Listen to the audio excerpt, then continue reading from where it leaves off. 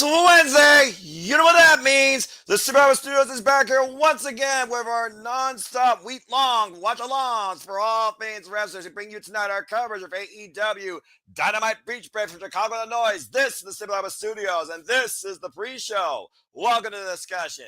Hello, everybody, and welcome back here once again to the Simple Rebel Studios. You know what this is? I am, of course, the simple man of the simple brand, forever grateful for all things professional wrestling. Damn it, my name is Noah Foster, and I might be joining Styles here tonight. You know what? That's fine. We all got some excitement for AEW Dynamite. There's some unique stuff ahead on this card. And again, to those that have been tuning in to our watch-alongs, thank you so much for you make this all possible. Please like, subscribe, comment. Tell a friend if you want to dictate the conversation, PayPal the passions, or super chat. It is truly as simple as that. We got a unique card on tap of the knives. We welcome back Chicago's own Skye Blue. We have the AEW World Championship on the line too. We have Zack Gowen versus Ricochet, a decision to come forward for MJF, and we have tag team action with the Owen Filers. Can they coexist against the Don Callis family, and so much more here too. Discussion still out there whether or not we're going to do a Beach Break Collision. And of course, we have the Megan Bane taking on Anna Jay, but we'll talk more about that later. So again, let's go ahead and get right into it and talk about what's ahead tonight. I think it's only fitting that we talk poetically about the homecomer. Returning back to the ring since injury last year, where at one point she was contemplating on retiring. We have this fatal forward for the AEW Women's World Championship. Of course, if the person here wins this match, they would obviously get a shot at the AEW Women's World Championship. It's timeless. Toni Storm waits to see who wins the Owen, who waits for her at All In, but she's not looking to wait till All In to show that she is still the tramp that is the champ for a reason. Timeless, non-stop action ahead. Of course, we have Mina Shirakawa. Yay, Mina. We all want Mina. The newest NW Strong Women's Champion. Of course, in Asume, who, of course, won that at NW Strong's last event, Resurgence. And returning back to the ring, Chicago's own Skye Blue looking to choke a mofo or two out. You all know how this goes. Fair four-way action. First pinfall submission wins this match. Unique thing here is Skye Blue has no history with Mina Shirakawa or Asume during her incredibly young career. However, she has been in the ring with Toni Storm on two previous occasions for the AEW Women's World Championship. And when it comes to these unique single encounters or these homecoming attractions for Skye Blue, she has not lost any of them. She's been in the ring, of course, here with the likes of Queen Amanada and Laney Luck, of course, previously here when returning home to Chicago. And again, if you want to follow along with me on tonight's activities, you can watch the show via TBS or on Max. That's why I'm actually loading up Max as we speak. The thing about this is we got to consider double or nothing. There has to be somebody to challenge the champion, right? So what do you do here? Assuming, of course, who previously faced Toni Storm in one-on-one eliminator action, Mina Shirakawa, who previously faced Toni Storm last year at the Forbidden Door, lest you forget, for the AEW Women's World Championship. Mina now officially All Elite. Asume, of course, still with Stardom. Mina and Sume, of course, have their fallout. It almost makes sense that you think Skye Blue would have to get the win here and would be challenging for the title next ahead of All In. So I think I have to go with Skye Blue here. If nothing else, she has to come out here to impress and show that she still can compete with the best of them, especially after that injury that happened with Hikaru Shida within the span of 3 minutes. Sad state of affairs. But it's great to have Skye Blue back. Of course, AEW original. I almost wonder if Julia Hart might come into play, and Hart and Blue might come together too to once again try and take over AEW, one of the most dynamic female pairings right now in the business. But time will tell, but I'm really looking forward to this. And again, it's hard to beat timeless Toni Storm. She truly has shown that her character, her presentation, and overall her championship runs have been timeless and almost possibly flawless to stop here. And I'm sure she'll have all sorts of innuendos for this unique four-way orgy that I'm sure she's going to say in her own words when it comes to this match later tonight. So we'll see soon enough what's ahead for the AEW Women's World Champion and Skye Blue's homecoming. And of course, Mina and Asume, maybe that could lead to a challenge for the NW Strong Women's Championship. Although Bea Priestley, Top Gaijin, has already called Asume out, saying that she will see her very soon. Could very soon be as soon as Chicago tonight. Time will tell. So, Fett, good to see you. And yeah, I went there. Timeless Toni Storm is not the only one that can talk innuendos, despite the fact that I'm the 33-year-old virgin here at the Super Liable Studios. Single life for life, folks. You'll live better. Just saying. All right. Well, as we move on from there, let's go ahead and talk about this unique attraction, shall we?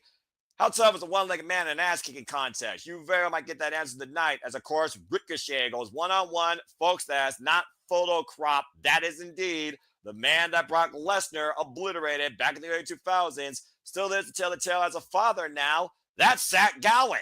Of course, this picked up when Zack Gowen was with his family in Detroit during this past weekend at the Collision tapings, and Ricochet made it personal, taking his very prosthetic leg backstage with him and eventually giving it back. So here we have Zack Gowen in his first match in what I believe has to be close to 18, 17 years, if that, going one-on-one with the most hated person right now, probably in wrestling, if not AEW, Ricochet. So what can we expect here? Who could show up to Zack Gowen's aid? Will we see Zack Gowen slap the bald head of Ricochet? And will we call that a victory in itself? It's definitely one of those matches that was not on my 2025 wrestling bingo card. But if you look at professional wrestling as of late, kind of been that, to say the least, since the first date. So yeah, and Ricochet right now, who knows what he's trying to gain from this. But would it be an absolute thrill to see Zack Gowen beat Ricochet in some capacity, even in disqualification? Just think about that. And think about the absolute bragging rights that anybody who, of course, has been on Ricochet's bad side can use against him. It almost makes me wonder, with Swerve going buck hunting, of course, and Ricochet and Swerve had that fallout. Mark Briscoe, of course, going to bat against Ricochet and the Bucks. Could we see Mark Briscoe or Swerve Strickland come to Zack Gowen's aid, or the very people that Ricochet faced on Saturday, like AR Fox, for example, or even Kevin Knight? It's a unique thing, to say the least, what could actually happen here during this match. And Wesley, good to see you, saying he wrestled for ICP Juggalo Championship Wrestling. Well, this is definitely going to be a unique wrestling match, to say the least. And we'll find out soon enough if the one and only will show no love, as he usually has done, or Zack Gowen will show him no love back, slap his bald head, and get the win. This definitely is the most unique attraction, to say the least, tonight.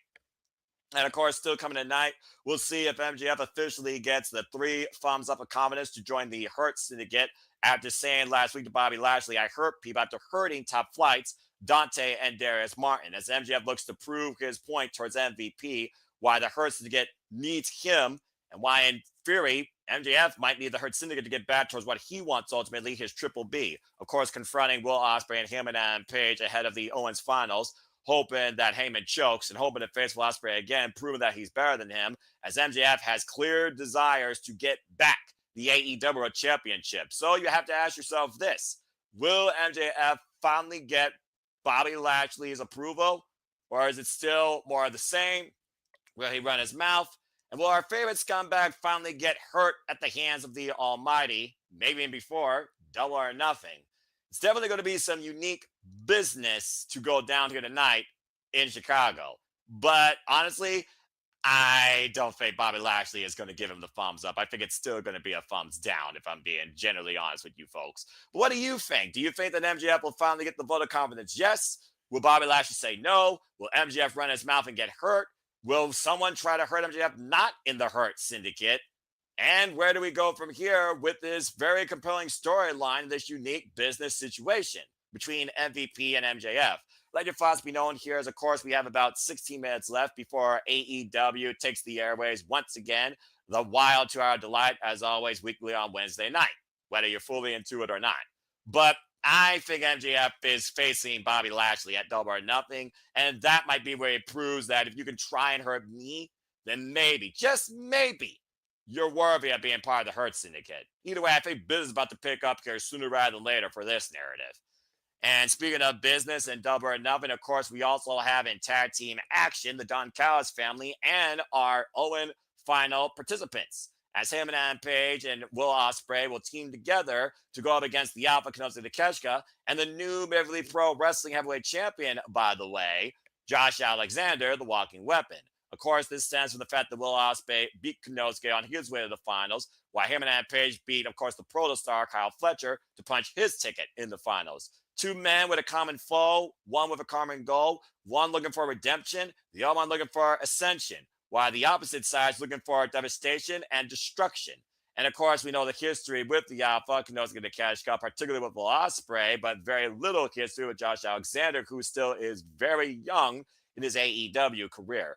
It's one of those things, though, where I feel they have backed themselves up in a corner when you got to consider that the finals have to get the win here because you can't have either one looking weak. And you also want to see him and Page on this redemption arc to try and finally get that victory at Double or Nothing again. But I think you got to go Ospreay and Page here. I guess the only thing I'm wondering is what's next for particularly Josh Alexander, because I know the Alpha Konosuke Takeshita will be challenged defending his numberweight championship against Boltin Oleg here very soon at Dominion. And that's a first shout out there, by the way, Wesley and Safed. Cedric Alexander could absolutely show up. Of course, Cedric Alexander was involved most recently at House of Glory, I believe, challenging Mike Santana for the House of Glory Championship. Congratulations, by the way, to a successful retainment, as well as Indy Hartwell becoming the new House of Glory Women's Champion with the win over Miya Yamashita after the title was vacated by Megan Bayne due to her AEW obligations. But it's one of those things where each man is going to get a filling out process for the other in what they bring, in what they prove, in what maybe who wants it more. Bruv. Cowboy Shiznak or the bruv? You decide. Unfortunately, it means that Konosuke or Josh Alexander is going to eat the L on the other side. And considering Konosuke already lost to Ospreay, but he has a title not with AEW, and Josh Alexander is still very young in his AEW career, coming off a tournament draw with Brody King, I expect Josh Alexander to be the fall guy here in clutch roll again, like him and Page beat him at the Owen on his way to Double or Nothing. I literally could see history repeating itself. It sucks because they're all four incredible athletes, but there has to be a winner and there has to be a loser at the end of the day. And what do you go against? Do you go against the Double or Nothing Owen Hart Championship Tournament finalists? Or the Don Callis family here in this powerful tag team that I wouldn't mind trying to hurt the Hurt Syndicate? It is what it is sometimes, professional wrestling, folks.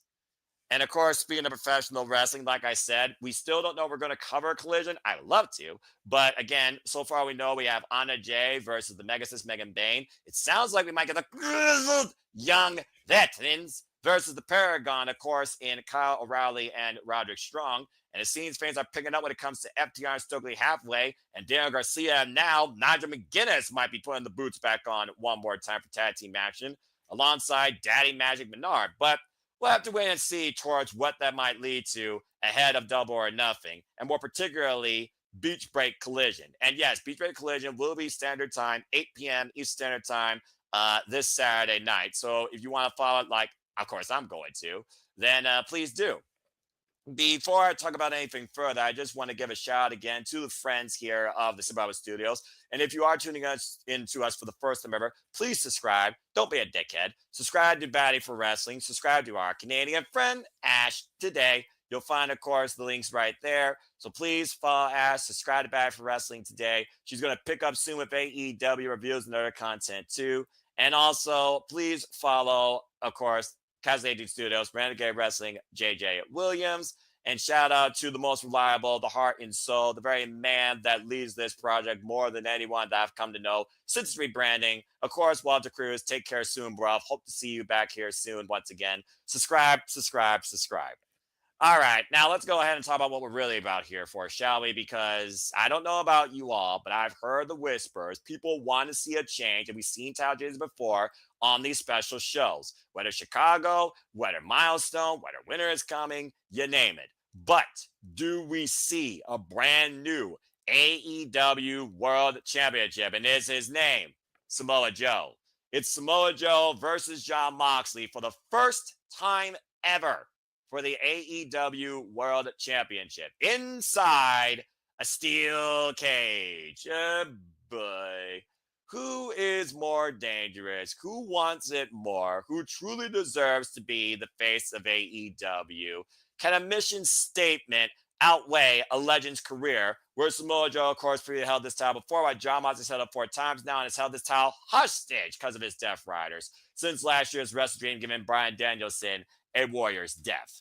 It's also one of those things, as we know, the winner of this match most likely will go into Double or Nothing, not only as champion, but probably all in as champion, where him and Rampage and or Will Ospreay will be waiting for them. And of course, to tell the tape, we know the history with him and Rampage and Jon Moxley. It's not the first time or the first rodeo they've collided here in AEW on opposite sides in multi-person warfare. Lest we forget Anarchy in the Arena. Just saying, Blackpool Combat Club.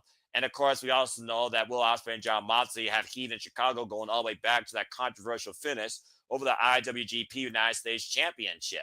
As of course, Will Ospreay wants to be the man for the first time here in AEW. Him and Adam Page has been the man before, but again, it's a redemption arc. Then you have Samoa Joe, of course, who won this title last year at Dynasty. Who lost it, of course, to Swerve Strickland. But it's one of those things where I really do wonder where you go from here with the Death Riders narrative. If Jon Moxley keeps going with it, do you really hold out for All In? Are people maybe speculating this right when they think that Darby Allin might join his efforts? Is there another Death Rider? And with Little Nightingale, subtle warning of Marina Shafir, who basically has been the absolute protector till death do them part over Jon Moxley's mission statement, you got to imagine that Little Nightingale is going to come into play in this narrative too. Maybe tonight that Shafir should be or will be allegedly locked outside the steel cage. Of course, we know that Katsuyori Shibata and Hook been taken up by the Death Riders, while Samoa Joe got payback, not only with the Ops taking the Trios Championships, but they took out Claudio Castagnoli with that very same steel chair to the ribs maneuver that, of course, the Death Riders have used. So again, in the steel cage, especially here in AEW, it's a lot taller, and there's no ringside area. It completely encloses the ring. You are trapped inside by the ring ropes and the steel around you.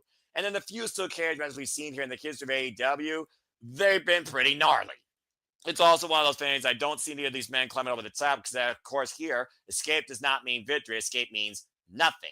Last time we saw Jon Moxley, though, in the steel cage, he did beat Kenny Omega thanks to the structure breaking and the help of Don Callis. So can history repeat itself? Can Marina Shafir find a way to cut through the steel and protect Jon Moxley at all costs? Will we see Shafir maybe take a muscle buster? Will the Ops and the Death Riders go to war around ringside? Will the Young Bucks and all their whatever they're trying to do in favor of Jon Moxley come to the champion's aid, and will Swerve Strickland once again go buck hunting here? How nut and futz does this match become the night for the AEW World Championship? And what's a war for AEW as we know it? And how does it lead to what I have to imagine is going to be either anarchy in the arena or more likely blood and guts? As, of course, both those things are coming up here very shortly.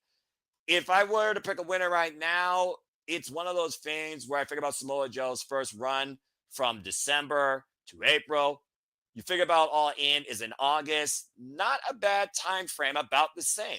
And do we want to see Samoa Joe main event All In or Jon Moxley? And where it could be Jon Moxley's last ride for all we know. Has this campaign ran its course? He said, trust in us and just enjoy the damn ride. Are you guys tired of the ride? Or are you still buckled up? We'll find out here soon enough as AEW Dynamite will be taking the airways here shortly. If you're on Max, you'll see the feed like I will. It'll go live 7:55 p.m. Eastern Standard Time, saying the show will start soon. And then, of course, if you're on TBS watching the last of the Big Bang Theory, you'll, of course, be seeing AEW Dynamite take the airways here very shortly here, too.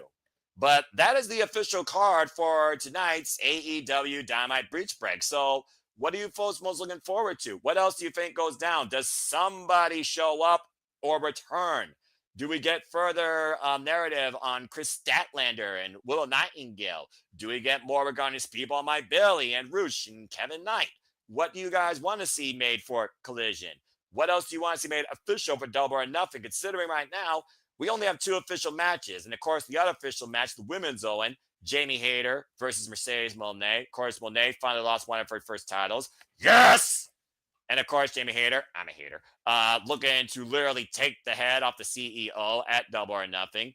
After getting stretched out last week on Wednesday, though, you wonder should be looking for payback or just be recuperating. And will we hear from Monet or Jamie Hayter at all tonight as well? A lot of questions, not really any answers. Will we feel the wrath of Harley Cameron? As, of course, the AEW Women's Division, one of the most unique divisions there is, so they just can peak on their potential. This is going to be one of the best women's divisions as we know it. Well, all those questions and so much more will be answered here shortly as we get ready for AEW Dynamite Beach Break. That being said, grab a drink, get yourself comfortable, enjoy the ride as I take you through it tonight, solo it looks like. And until then, let's just have a fun, positive time tonight with tonight's episode of AEW Dynamite. As we get ready to go here shortly, I want you to take a look at this trailer while I may be a little bit outdated. See what else the Simple Album Studios has in store for you very shortly. And now for a taste of things to come.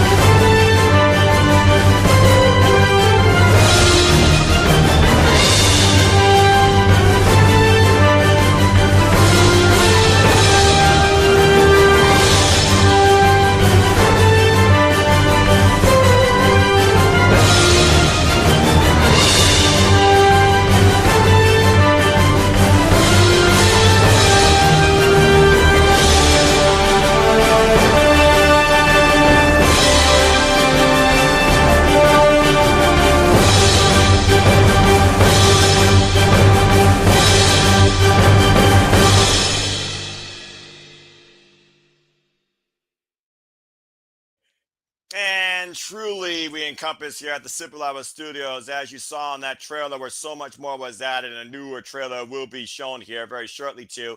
Prior to this weekend during the shenanigans, I'll be asleep during that.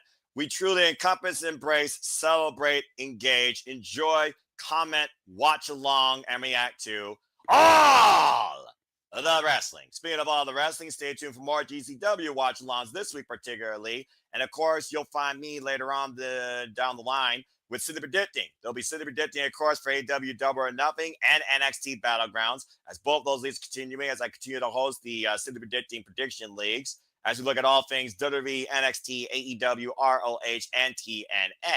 And again, stay tuned for those updated scores. They'll be out later this week on my social medias. You want to further engage with me and Foster9016 on the social medias, YouTube and X. X going to give it to you.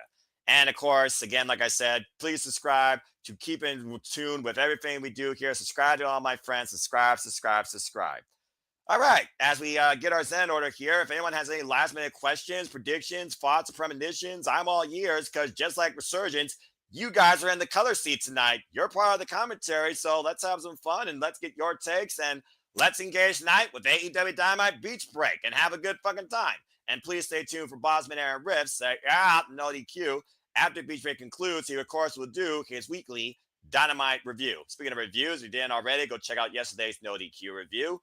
And stay tuned for a new project I guess he's got brewing, as well as further continued coverage and updates and all the reported news you need to see or read or hear, and columns too, and opinions, courtesy of NoDQ.com. All right, well, we're just a little bit under 2 minutes away. As Max is telling me now, the event is starting soon. Este evento comenzará pronto. Este evento va comenzar en breve. And no, I'm not Espanol. I'm actually don't know fully what I am. My mom was born in Germany, but she's also Italian, so I love Italian foods. That's kind of my roots.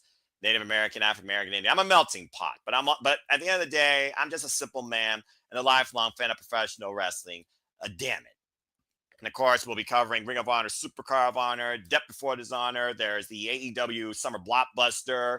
There's Worlds Collide, Money in the Bank, possibly Dominion. So stay tuned for more on that as we keep incorporating so much more wrestling. I hope that we do maybe a Stardom and WA or Pro Wrestling Eve show here very soon, or Maple Leaf Pro Wrestling. Again, stay tuned. That's all I got to say about that. And Max will soon be HBO Max again. That don't surprise me. I think people are already confused enough by the name as it is. But hey, take it to the max, right? All the content you need. Sports, drama, movies, etc. But still, fuck streaming. I'm not going to change my stance on that.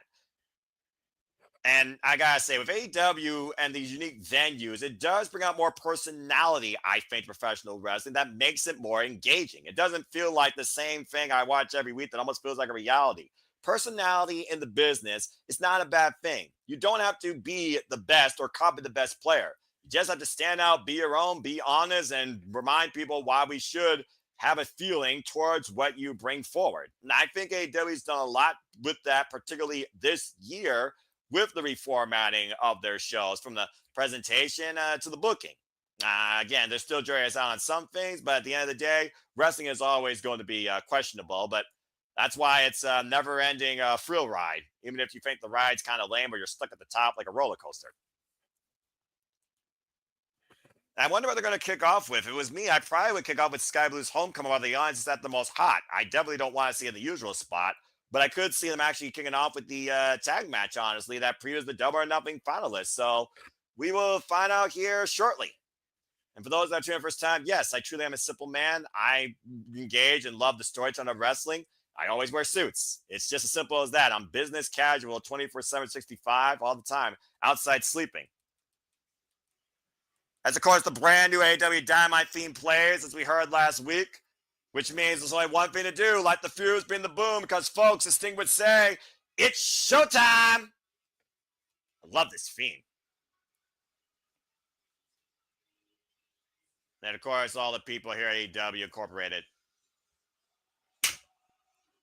It's Wednesday! You know what that means! AEW Dynamite Beach Break is live and on the air from Chicago, Illinois, and the Cinema Studios is bringing you coverage of it too. Welcome to AEW.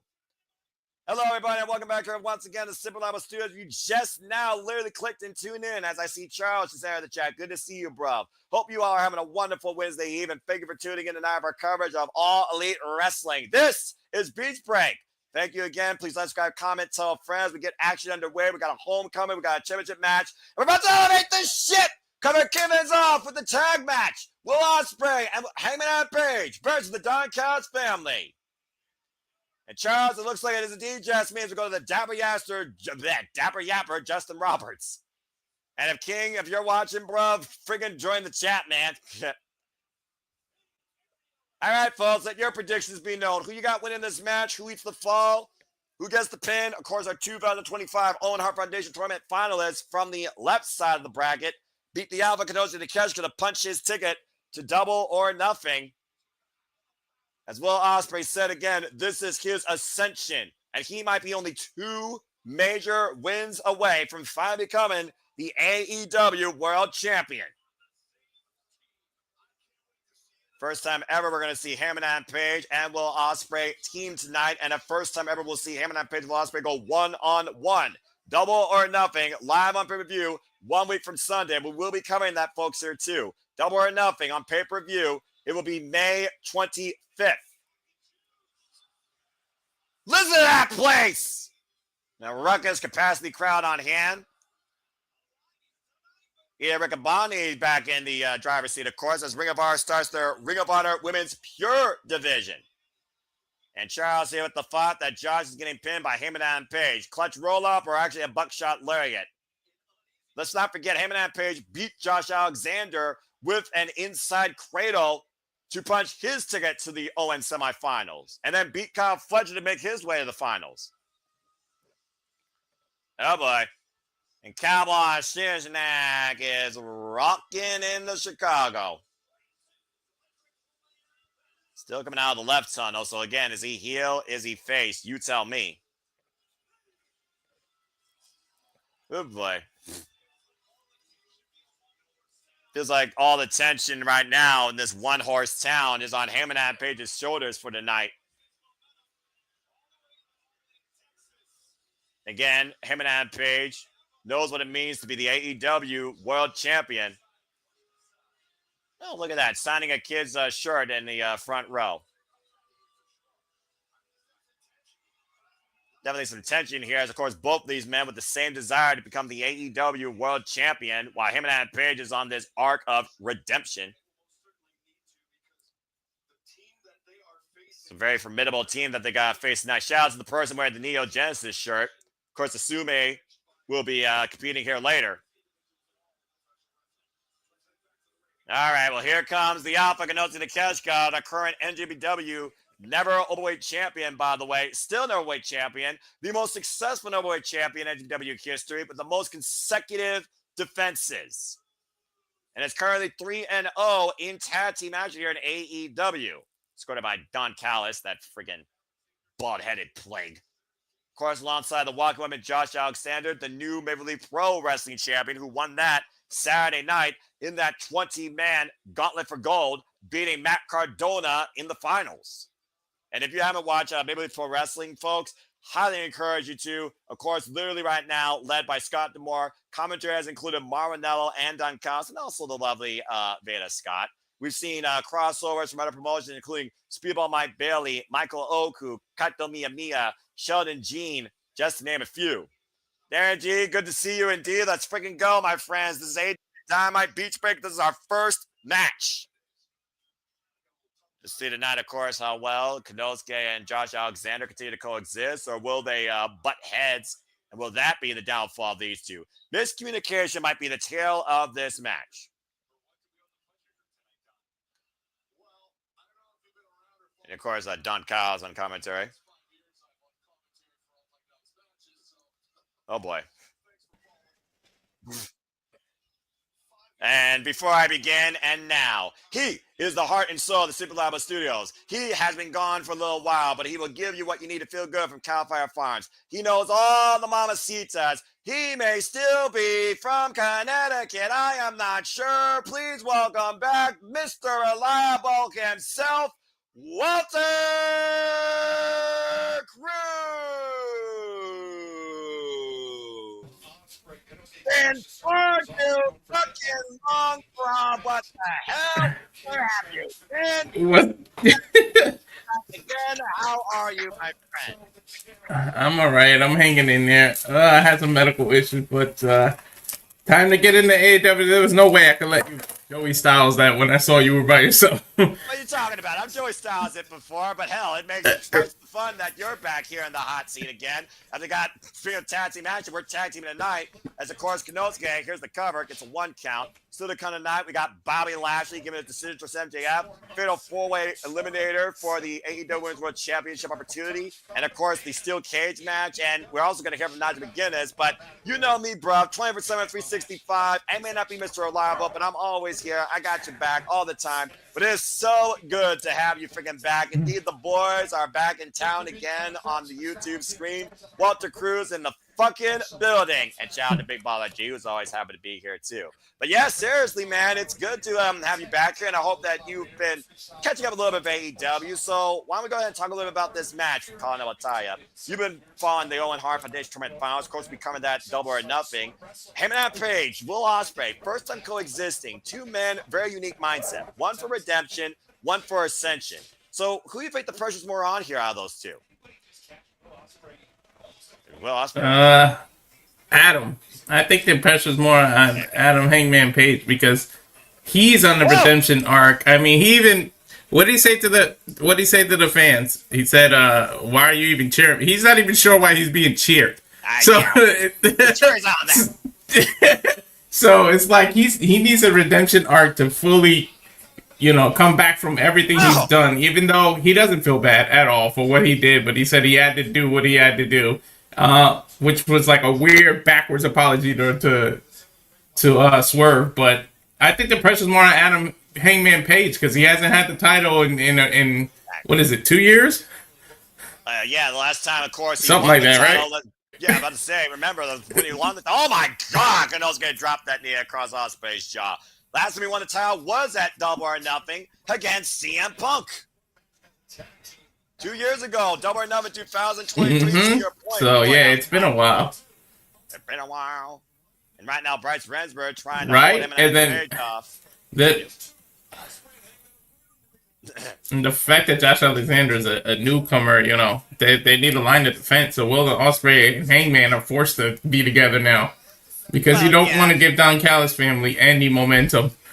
I mean, Don Callis, in his own words, thinks his family's stronger than ever since the addition of Roppongi Revice, Rocky Romero and Trent Beretta back, and of course, Josh Alexander to your point. And Josh Alexander and Konosuke Takeshita, they're undefeated as a tag team so far, 3-0. Ospreay hoisted it up, and Konosuke on the side headlock, driving the elbows to the back of the Alpha's head. Oy! And an elbow to the spine. Ospreay rebound off the ropes. Shot to the lower kidney area there. And Ospreay up and around. Take over to Harris. Takes Konosuke down. Now looking to make the tag. Ospreay is never out of it. No matter what you do, this man finds a way to reverse.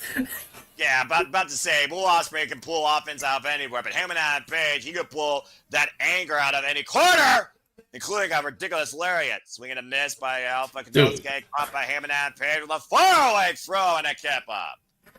This dude has clubs for arms. He just clubbed Alexander with that clothesline. I feel like, honestly, Heyman Adam Page has some of the heaviest, almost lost his foot in there, has some of the heaviest hitting lariats in the business. That's saying some of the likes of Shingo Takagi and Kazuchika Okada. Nice moonsault off the apron to the floor, wipes out Josh Alexander. And, of course, the Alpha Konosuke throws a mean lariat, too. Don't underestimate. Cover! Two! No! Don't underestimate his agility either. He's 6'7", 6'8", and look at how he just did a standing moonsault off the apron. Let's keep in mind, Cody Rhodes was the man that literally put Heyman and Page on that pedestal of gifted talent. Let's forget their time in Bullet Club, clubbing lariat by him in the corner of the Alpha Konosuke, and the snap mayor up the lariat.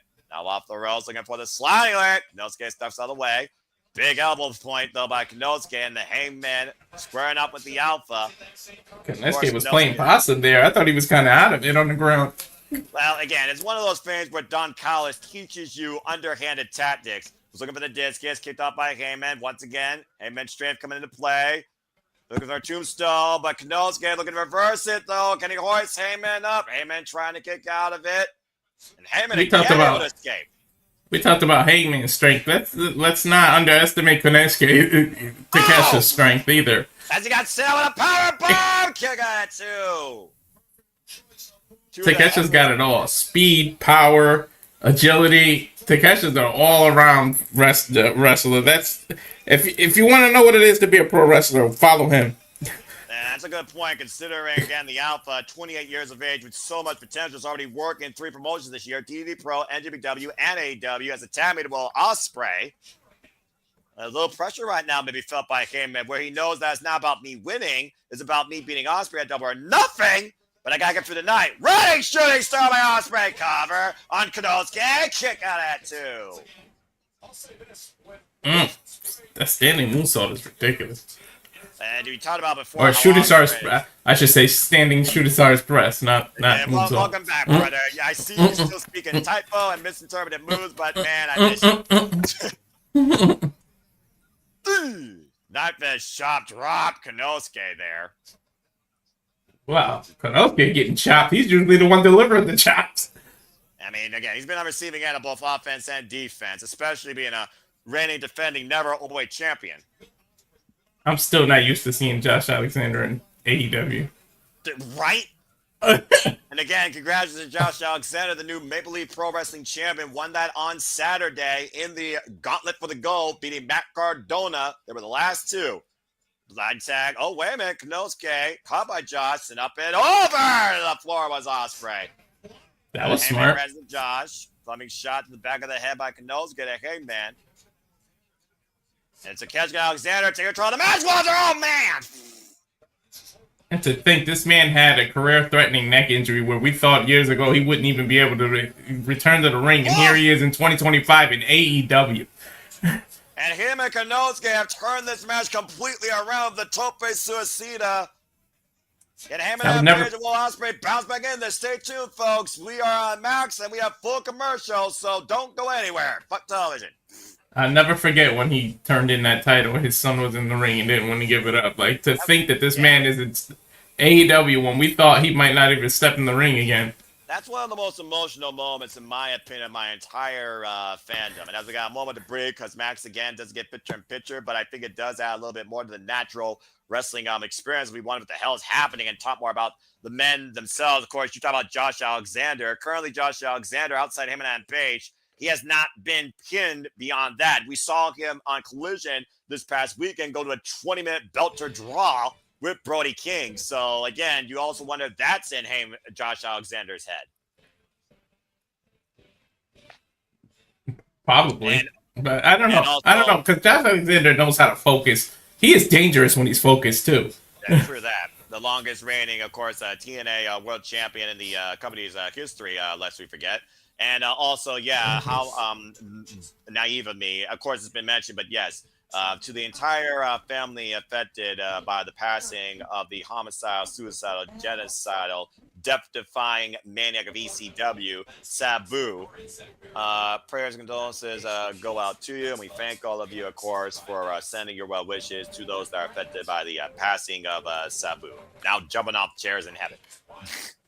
Thank you to you, _York, _state, _of, _mine, for that reminder as well. Yeah, he will be missed. A legend that is affecting every company. I like how every company, no matter who he's associated with, is doing tributes to him.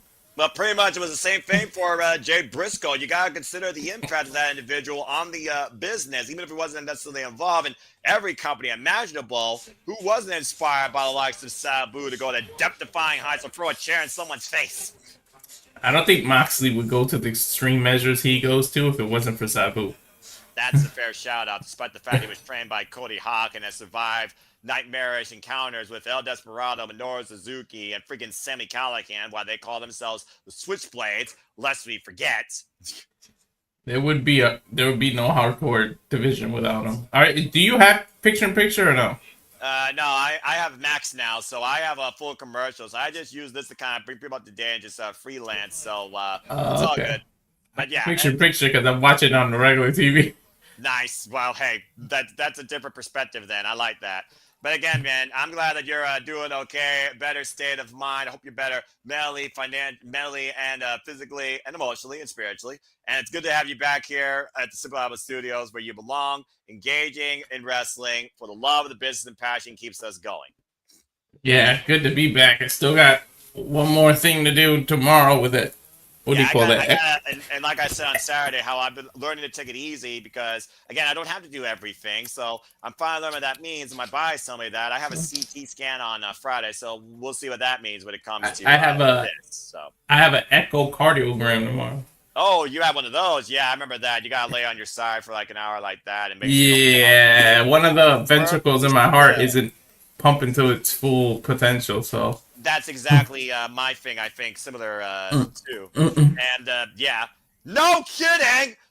I'm not ranting. I'm in a good mood. And I'm back here on AEW Dynamite with all of you and Walter. No ranting, at least not for free. Oh! SmackDown needs to move to yeah. He's not wrong though.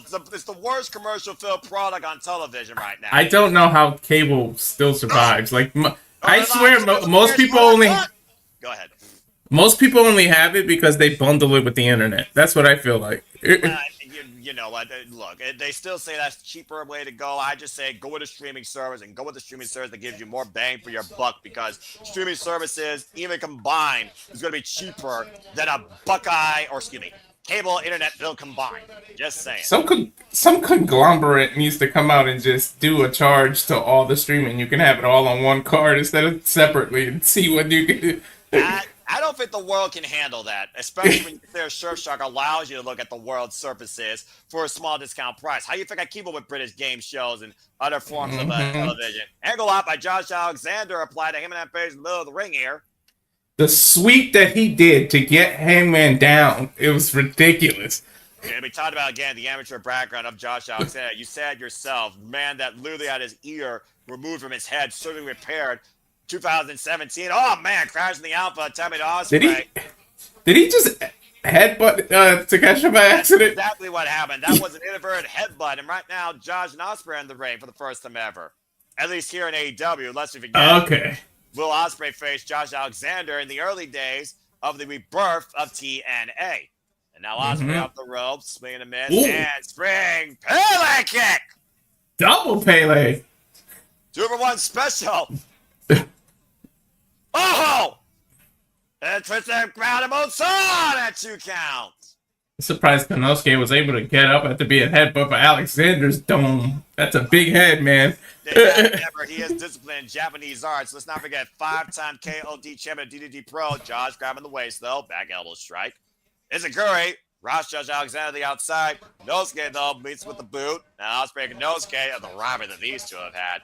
The Hey Man might be coming Ospreay's aid. The Hey Man, wow, man, wipes out Konosuke. Oh, look out. Oh, whoo.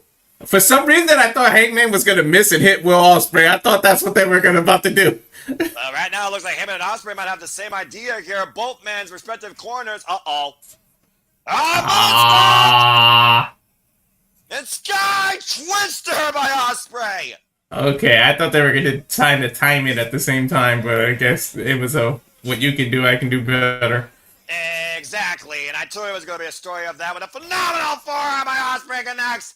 Cover on Josh to win this match. Kick out at 2. Imagine this inexperienced opponents forced to be tag team are the ones to put the first defeat in the Don Callis family's new team. Like, jeez. I'm about to say, despite this new team's genesis literally being their beginning right now as a duo, Josh Alexander and Konosuke still very young as a duo themselves. Again, only 3 times as a tag team, and Josh Alexander previously faced Konosuke one-on-one at Maple Leaf Pro Wrestling. Ospreay and Josh right now just squaring off. Elbow strikes delivered here. Grit your teeth. Could be a knockout here in a second, Walter. Ooh. Ospreay's fired up. Ospreay again with the knife edge chop rocks Alexander towards the ropes. The iron will of the walking weapon, though. Handspring, corkscrew, caught up in the fireman's carry, Argentine position. Oh, man! Damn! Ospreay down off the release, Thunderbomb, kick out at 2. Whoa! Jeez, he propelled him half across the ring. Take a look at the replay to your point. The handspring caught up in the Argentine and almost a release Blue Thunder Bomb. Yeah, I don't know how Will Ospreay kicked out of that. And about to say, sheer will of the All Elite Bruv that we come to know him as is right in the Don Callis family. He's double teaming him. Ospreay finally back against Konosuke though, and Josh. There's the boot. Now a big elbow to Konosuke. And it's world class. There's also the added motivation that Hangman nor Will want to be the one to lose for their team going into their Double or Nothing fight. Yeah, that's a good point as well. And right now, oh man, drop down with the brain buster. Now Konosuke with the cover on Ospreay and Hangman with the save. I'm actually surprised Hangman saved him. Well, like you said, at the end of the day, Heyman Page doesn't want Ospreay to go in weak either. You can say what you want about Heyman's delusional mindset at times. Oh, it's an elbow. But Heyman will still beat you at your best. And again, that's turn true. Inside out with the suplex. Right hard on his torso. Ospreay still legal, by the way. Another kick in the corner. Release German suplex by Konosuke. Immediately into Josh Alexander, who follows up his own German suplex and maintains waist control. Ripcord elbow back in front. Covered by Konosuke on Ospreay. It's over. What the hell? You were saying? Come on now. Ospreay is not freaking Superman to be kicking out of every little... Are you sure about that? You realize this man survived hell with the freaking war dogs inside a steel cage for 63 minutes and has wins over the likes of Konosuke Takeshita, Bryan Danielson, and Kazuchika Okada. I'm just saying. Yeah, look at the wins he got in this tournament alone. Yeah, about to say, again, Kyle Fletcher. Whoa, Poison Rana! Konosuke, though, to the top rope. Ospreay gets out of the way, though. Might have tweaked the knee there. Now Ospreay up the second. Oscutter! And Josh Alexander, swing and miss, and Ospreay catches Josh with an Oscutter! Josh still legal. Ospreay with the cover. Hook the near leg. Kick out at 2. God damn it. Nobody wants to lose. It's our opening match with so much on the line.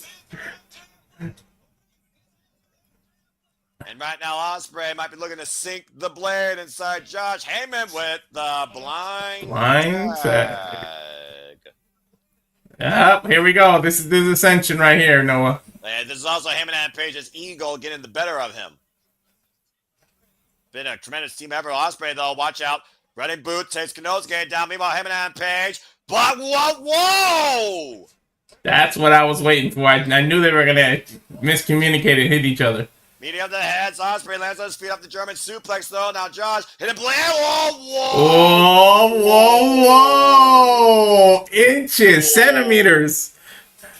Both men nearly with the kill shot against each other. The push finishing move. Konosuke swinging and miss to Heyman. Heyman winds out Konosuke with an elbow. Josh and Will Ospreay still legal. Straight right. Now looking possibly for the C4 spike. Ospreay countered. Arm ringer. Sending to Heyman. Big boot. Hook kick. And Ospreay and Heyman isolating Josh Alexander here. Wait, what is this? Page. Oh, wow! Buckshot hidden blade cover! Josh is done it out! Dude, and not only just the regular hidden blade. Look at Will Ospreay's elbow pad. It's like extra thick because of I don't know if it's covering an injury or something, but that pad looks almost loaded.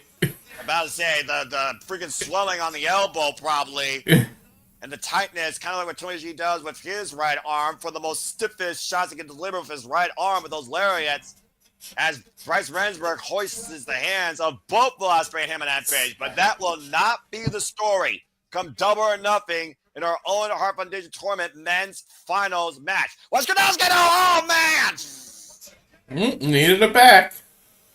About to say, again, needed the back once again to Heyman and Will Ospreay, and Heyman's heads collide as they might be looking to literally destroy these men before they have a chance to compete at Double or Nothing. They're literally compromising this tournament.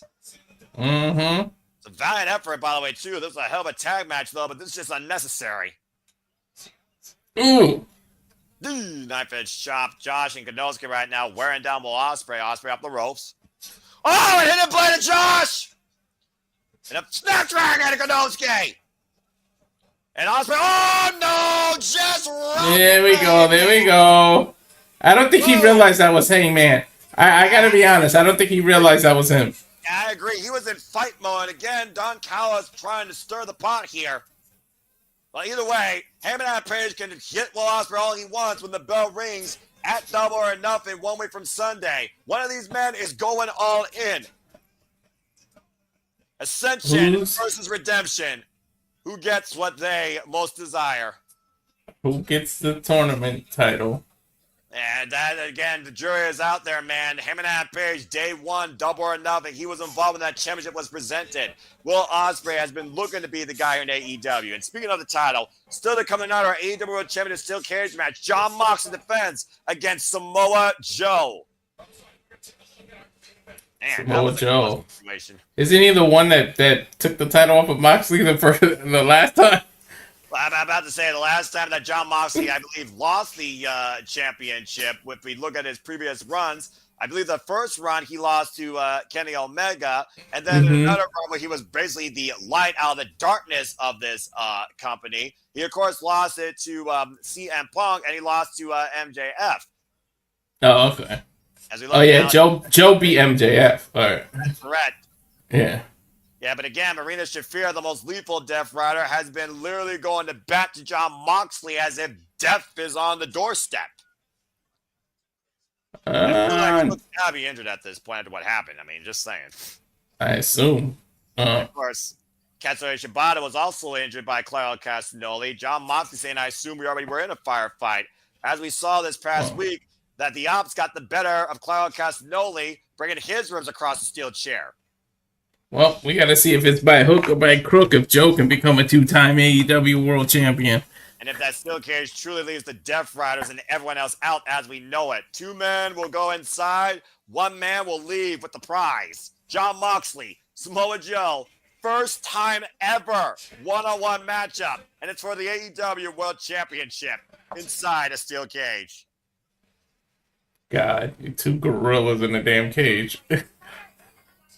As we got Alicia Toot backstage with Top Flight, who was hurt last week by MJF, and Layla Gray.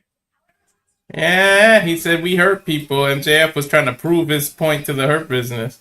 Or the Hurt Syndicate.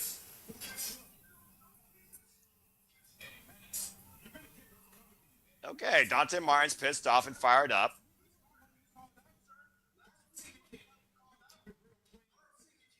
And the Top Flight did call out the Hurt Syndicate, so I still wanted the Hurt Syndicate wants to do business with these 2 men. We still got to find out Bobby Lashley he's the last line of defense, whether he gives MJF the thumbs up or down. Well, do you think that Bobby Lashley was impressed last week? And speaking of impressed, how about impressive is the passion still going of Dustin Rhodes, who's still Ring of Honor 6-man and tag team champion. Dude, look at the shape that man is in. At 53 years of age, by the way. Him and Adam Copeland showing that age, it really is just a number. Yeah, well, what sort of number do you put against Ricochet's name when it comes to the quality of a competitor that he is in the ring versus the quality of human being he has been? Yeah, I don't know. Well, anyway, that being said... The man's married Samantha Irvin. I can't talk too much junk about him. Well, that's up to you. But here comes Ricochet with Zack Gowen's prosthetic leg. Because yes, folks, believe it or not, and Walter, what a night you came back. It's time for Ricochet versus Zack Gowen. Why do I feel like this is not going to be what the marquee says? I don't know. Is Zack Gowen going to look over his shoulder to make sure Brock Lesnar is nowhere to be found? If Brock Lesnar shows up, the internet's going to break, dude. Don't put that out. No, I'm just saying, you know how he was, Zack Gowen and Brock Lesnar, man. Of course, I remember 2003. You kidding me? The fact we're talking about Zack Gowen and professional wrestling the same since 2025 is still unbelievable. I honestly didn't know he was still active. I'm not going to lie. Me neither. Maybe he wasn't and he just started coming back and got the itch or something. You know, sometimes a wrestler takes an indefinite hiatus, but somehow a feeling's restored in them to come back for one more run, one more hurrah, one more match. But again, how tough is a one-legged man in an ass-kicking contest? Enters Zack I was just thinking that. So we might find out the answer to that old cliche. Detroit, Michigan's own, hobbling on one leg and 2 crutches, the groundbreaking one-legged pro wrestler, Zack Gowen. I cannot believe I'm fucking calling a Zack Gowen match. The fuck is my life? Why? That's Ricochet. What a dick that he's walking around with this man's prosthetic legs. Well, again, Ricochet has stooped to any level to make sure he's part of the conversation. That's one thing you can say about him. As you see Zack Gowen embracing his family at ringside. Man. He must have been a baby in 03 because he still look young, but you can tell he aged a little bit. Yeah, probably early 30s if I had to guess. Mm-hmm. 23-year veteran of the game, if that tells you anything, Walter. Good for him, not letting a disability exclude him from doing what he wants. Just like Mal Bourne said, he wants to be known for his ability, not disability. Amen to that. Of course, Taz was there in the commentary booth when Zack Gowen started. Mm-hmm. It's got to be a real moment for Taz here calling the Zack Gowen match as well. Referee Rick Knox for this contest. I still can't believe 23-year veteran. The bell rings, are underway. You heard me right, folks. Zack Gowen is facing Ricochet.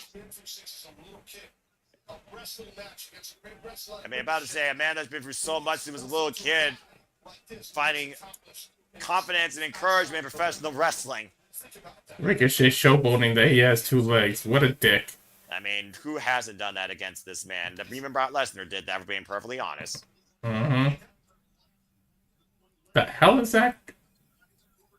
Ooh, wants to take it to amateur wrestling. Yeah, if I was looking for either a single leg takedown, he's trying to draw Ricochet down to the mat, and I wonder if that would play to his advantage. Comes out, what? Hey, never underestimate your opponent. And a little posture to your point might give Zack Gowen some leverage here against Ricochet. Catch Ricochet off for an unexpected angle. This is different. Well, I mean, we're watching a one-legged man wrestle. Of course it's different. This is...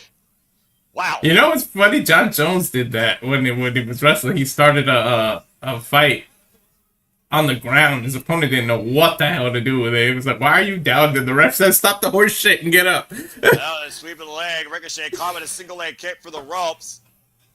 And now Zack Gowen up and over with the plancha. Hey man, we saw a couple of weeks ago. We saw TLC a prosthetic leg being used, so maybe AEW's got a prosthetic leg gonna get used later. Possibly, maybe a fan will assist Zack Gowen here, but honestly, Zack Gowen might not need assist. We're watching Zack Gowen wrestle. I just want to put that out there. We are watching Zack Gowen wrestle and pat Ricochet's bald head as he should. Damn it! He smacked it too. I mean, who hasn't smacked his bald head? I'm just saying. Oh, God! Driving Gowen into the barricade. I think the fun and games are over now. Yeah, that might be the advantage that Ricochet needed.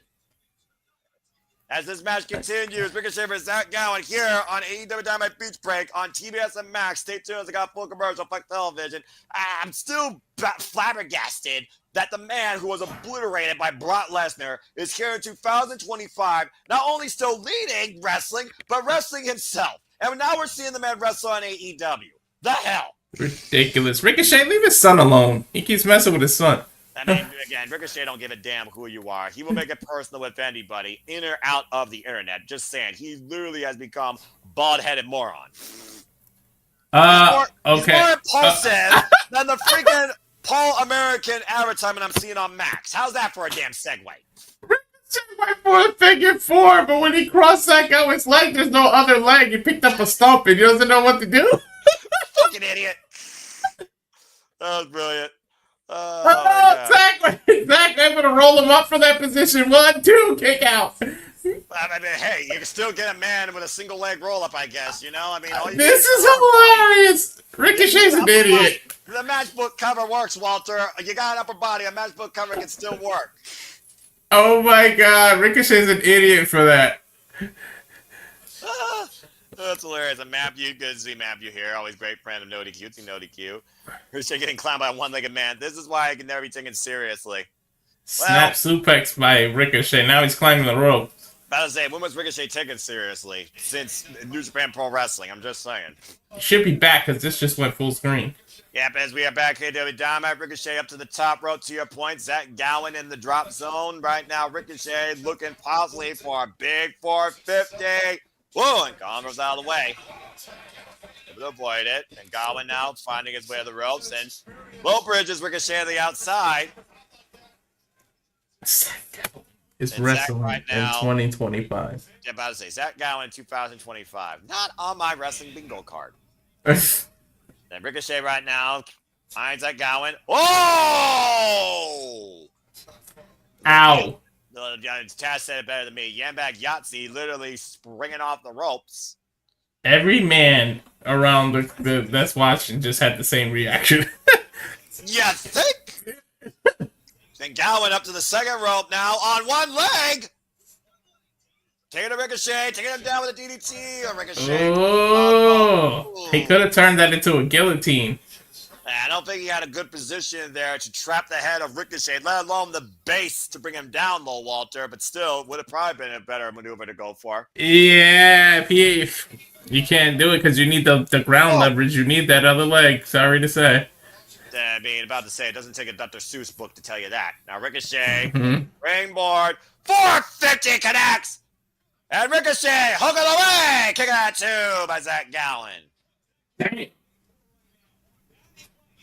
You said before many times, Walter, there's one thing you can't measure in this business, and that's heart. I don't think there's a bigger heart right now than a one-legged man that still competes at this level in wrestling. Oh, no.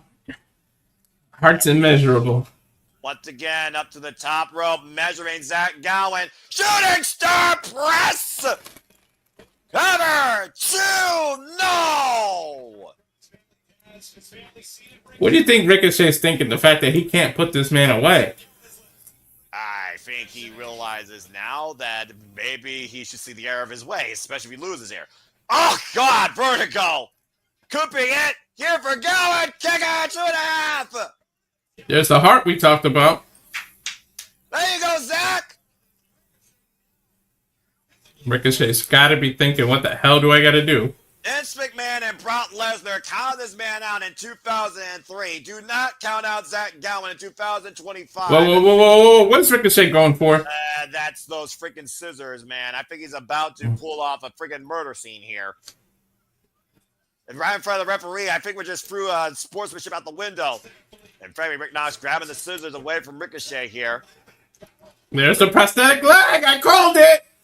About to say, Zack Gowen's got the leg. Oh, he just put Ricochet in the head!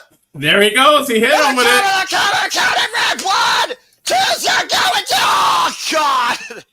Oh, damn it. Ricochet kicked out. I knew that prosthetic leg was going to come into play. Oh, that was so damn close. Oh, my God. Now, Gowen, you are not going for a top rope maneuver, are you?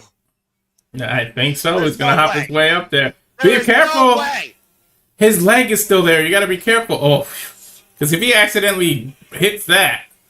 One-legged moonsault, crashed and burned. That's why they call it high risk, Noah. And again, overcommitted, and Ricochet's got him in his sights. Spirit gun! And Ricochet, cover, back press, Ricochet wins. That spirit gun was the final shot. But a hell of an effort given by Zack Gowen here tonight. Ricochet definitely underestimated how tough the heart of a one-legged man is versus the spite and visceral of a two-legged man. A normal person would have gained respect after that for him, but I doubt Ricochet will. You know, he's an asshole. He doesn't respect anybody except his damn wife. Mm-hmm. An incredible effort, though, by Zack Gowen. Wait, what? Ricochet. Oh, come on, Ricochet. Oh, God. The spirit gun to the back of the head. Unnecessary, unsportsmanlike conduct. It happened in WWE, now it's happening here in AEW. Ricochet trying to make sure it's just a one-off. And he's just trying to embarrass him. I mean, you gotta consider Ricochet was embarrassed by Zack Gowen's effort. And again, oh, God! Well, there you go. And Sort of like Ricochet a again. pump kick almost. Yeah, literally punching Zack Gowen's head. And look, there goes Mark Briscoe! Mark Briscoe's seen enough of Ricochet's freaking antics. Yeah, but too little, too late. The damage has been done. Hey, you're about to say, you figure about Mark Briscoe and the influence he's been on Zack Gowen's career. Mm-hmm. Friends then, friends now.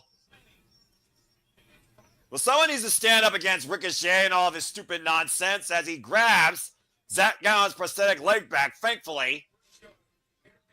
Trying to steal that leg again. Again, Ricochet mocking the leg, bouncing on his one leg. Yeah, I'm about to say, a real big man, Ricochet. I really wonder how big you are in that bed with Savannah Urban with this size ego and pride you show. Mm-hmm. I am a Blue Chew can help you with that insecurity. I think we're Have to go backstage for remarkable Renee Paquette. And Maxwell Jacob Friedman, who awaits a decision tonight. What do you think? He's going to get thumbs up or thumbs down? I still think Bobby Lashley's going to test him and tell him to prove something else to him. I don't know. I think in the end game, I think JJ called it a long time ago. They were procrastinating until the 90 days passed up, and it's really Alexander that's the next man. Well, that means that means you might see Alexander as soon as tonight, or maybe MJF will face him at Double or Nothing for that spot, for all we know, if that's the case. But that's only if that's actually true. Who knows? But they sure procrastinated for a while, and now it's all hot potato together, or hot cake. Well, yeah, I'm about to say, it seems now, though, they've kind of, learned how to pace a tail, and this Hurt Syndicate tail has taken its course quite a bit. And I think his 90 days actually ended, considering I was on House of Glory, I think it ended like literally last week. Shades of Bea Priestley and freaking, who else? I can't remember all the releases, too many. You can't remember all the what? Releases, yeah. Oh, I can't either. Her boyfriend, her husband, Elena Pax's husband. Yeah. Right. Oh. Uh-oh. Dressing up wise and swag wise, MJF actually fits with the Hurt Syndicate. I agree. They like to be snappy and dressy. You just heard what MVP said, right? No, I didn't. It's got a match tonight as well. MJF, good luck. I had the volume too low to hear what he actually said. I think MVP heard Maxwell Jacob Freeman clearly, and he did not like what he heard, and he's going to answer for that after the Hurt Syndicate hurts people as we got an impromptu match here as the Hurt Syndicate. They're about to hurt people. The Hurt Syndicate are in tag team action. Oh, boy. We hurt people. We hurt people. Now, this is a bop, Def Rebel. Learn something. We hurt people. Who are they going to face? I don't know. I mean, we heard Top Flight call them out last week. Is Top Flight going to come out here? By the way, notice Bobby Lashley's shirt. What? Oh, thumbs down? We hurt people. We hurt people. We hurt people. Maybe MJF's got to help them win or something. Not that they need help, but you know what I mean. I don't. If I'm MJF, I would stay away from the Hurt Syndicate right now. And yeah. Because you are already on thin ice, and you are this close to falling through and drowning. All you gotta do is make one mistake and end up screwing them or get caught and just getting them disqualified. It's over. Well, I mean, I don't know even if the AEW Tag Team Champions are on the line here, man. The last time the titles were on the line, they hurt the freaking Gates of Agony. Let's find out who they're facing. Well, I guess we got our answer. Top Flight. Was that last week or earlier? Was that a pre-recorded thing when they called them out earlier? No, that was last week live on Dynamite. MJF hurt them, but Dante Martin and Darius Martin are fired up, seeking their first AEW World Tag Team title match since March 2023. One of the youngest tag teams, of course, in AEW, Pure Wrestling Brothers. As again, MVP asked, where are the best tag teams? Where are the people we want to hurt? Who wants to hurt us? Top Flight stepped up, but MJF stopped that occasion, hurting them. Here's a replay. Oh my God, that apron powerbomb. Yeah, about to say, to your point. Ah, God, I just saw myself. I mean, he did hurt people, to be fair. And again, Bobby. I'll give you your answer next week. Mm-hmm. My referee is Stephon Smith right now. The thing is, though, the hurt is going to get hurt people from the front. MJF hurt people from behind. Jumping knee strike here. Waist lock applied. And you got to imagine, though, Top Flight wins this, Walter. They have to be in line for a tag team opportunity. Automatically, because nobody. Let's be honest, people haven't even been competition to the Hurt Syndicate lately. Look, the Outrunners give them a run for your money, but you're right. Big Bill, O'Brien, Keith, Mick. Gates of Agony, they brought the intensity, but they couldn't hurt them. And, of course, they beat Private Party last year at Fright Night Dynamite. That they Martin got caught. It was ringing a tile, too. And right now, to your point, curling. Whoa! Using his brother as a wall and using himself as a barrier. Dante and Darius taking down the almighty Bobby Lashley. Well, it definitely would take two to bring down that Greek god. And Shelton Benjamin, the standard of excellence, taken down with a jumping flatliner. Now Dante springs up to the top. Whoa! Frog splash, cover, 2! Whoa! The ballin' frog splash, the crossover. I mean, hey, we are in the home of the all-time great Michael Jordan. Plus, MVP ballin'. About to say, of course, inaugural NWW. Oh my God! IWGP Intercontinental Champion. Drove Dante head first to the ring post. Now Darius isolated with Shelton Benjamin taking over. Shelton is a suplex machine. Dante meet Pole. Pole meet Dante. Accurate. And Darius meet Turnbuckle. Tag made to Bobby Lashley. Uh-oh. I think Darius is about to get hurt. That's for sure. We hurt people. Oh, man, driven into the barricade. And Sandy, it's so wonderful to see you. And, yeah, we're definitely ready for that weekend, of course. And Bobby Lashley hurting Darius and Dante. And Sandy says, welcome back. It's good to have you back, Walter. It's good to be back. Oh, gosh! Oh, my God. A choke slam to the freaking apron. And again, it's rumor has it that Alexander could be on AEW, and we all know how strong Hurt Business was during the pandemic, which said Alexander. So I think it's entirely possible we see Cedric show up here tonight. Meanwhile, Bobby Lashley runs through Darius' midsection with the shoulder tackle. Could be thumbs down for MJF because they got too many members, and when he looks, Cedric pops up. I'm about to say it might be thumbs down for Top Flight here if they don't do something quickly. I don't know, Suplex City over here. And I think you're right. He's eyeing him, of course, graduate out of Minnesota. Oh, man. There you go. Let's not forget this man went toe-to-toe with Lesnar, man. And it used to be a force of a tag team with him in OVW. Oh, God. And, of course, part of the world's greatest tag team with Charlie Haas, endorsed by a suplex machine himself, Kurt Angle.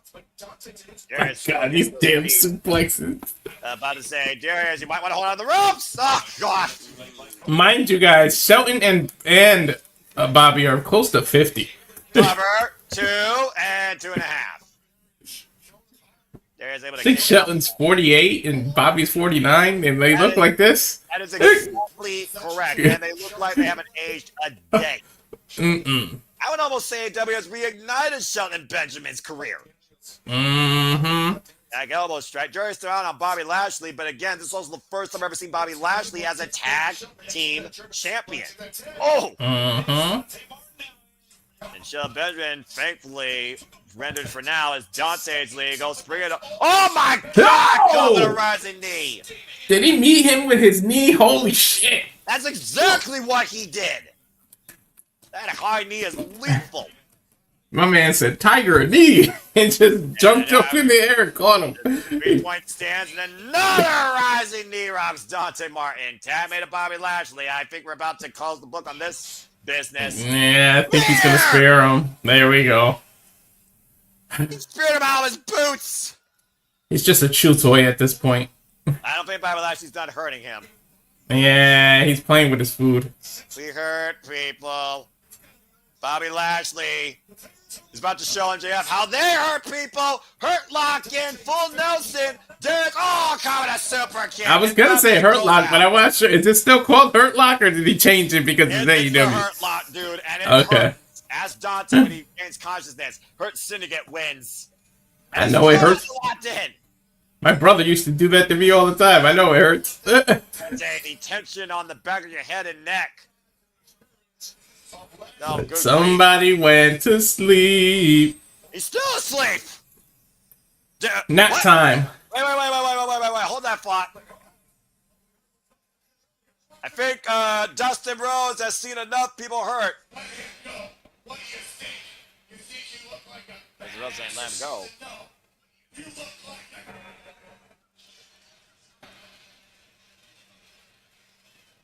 Well, I guess you can't say that on Max. Asshole? Yeah. They bleeped it out on TBS too. This poor friggin'. You should be able to say it on Max. I think so. Dustin Rhodes, another one up there in age, still looking good. Yeah, about to say again, he's a double champion now. MVP and Dustin Rhodes go back a long way. Well, I'm sure there's respect. MVP's talking about it. Uh-oh. Wait, don't tell me they want all the titles. Is he challenging them for Collision or Double or Nothing? Are we going all undisputed titles, all titles on the line? We're about to find out. Let's hear what Dustin has to say here real quick. Oh, well, there might What's be another this? I want to interrupt that business. That's the Crew. Leo Rush and Getty, who previously beat Top Flight in a street fight. I'm sick of multi-person matches. Are we about to get a multi-tag match? Well, I mean, everyone's jogging for position. And I mean, Leo Rush and Action Andretti said they want the AEW Tag Team Championships. They were pussies last week, though, in the audience, not challenging for them. Hey, they don't got the Temu Legion of Doom coat. They're not in action. Cue one more team interrupting, I'm pretty sure. What team do you add to the fray? You can't say Top Flight. Dante Martin's still trying to figure out what's the. I have no idea.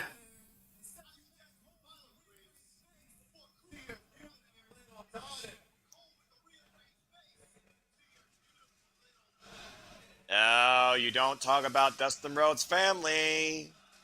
I thought he was talking about Sammy Guerrero. How about Sammy's daughter? Yes, you're right about that too. The jury's out about you talk about that. What's he saying? Careful, man. Your feed might be picking up here a little bit. Is it? Who, mine? Oh. And mine's low. I can barely hear what they're saying. Yeah, I can barely hear it too, but we should be all right. Whatever. Just keep talking. Listen. You scouting? That's what you call that? Scouting? Again, nobody knows how to do traditional tag team wrestling.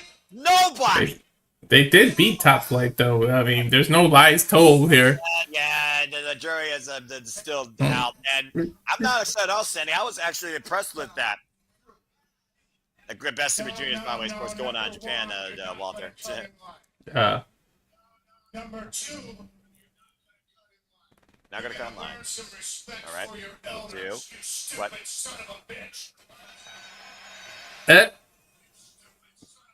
None respect for your elders, you stupid son of a bitch. Yeah, the line drawn in the sand.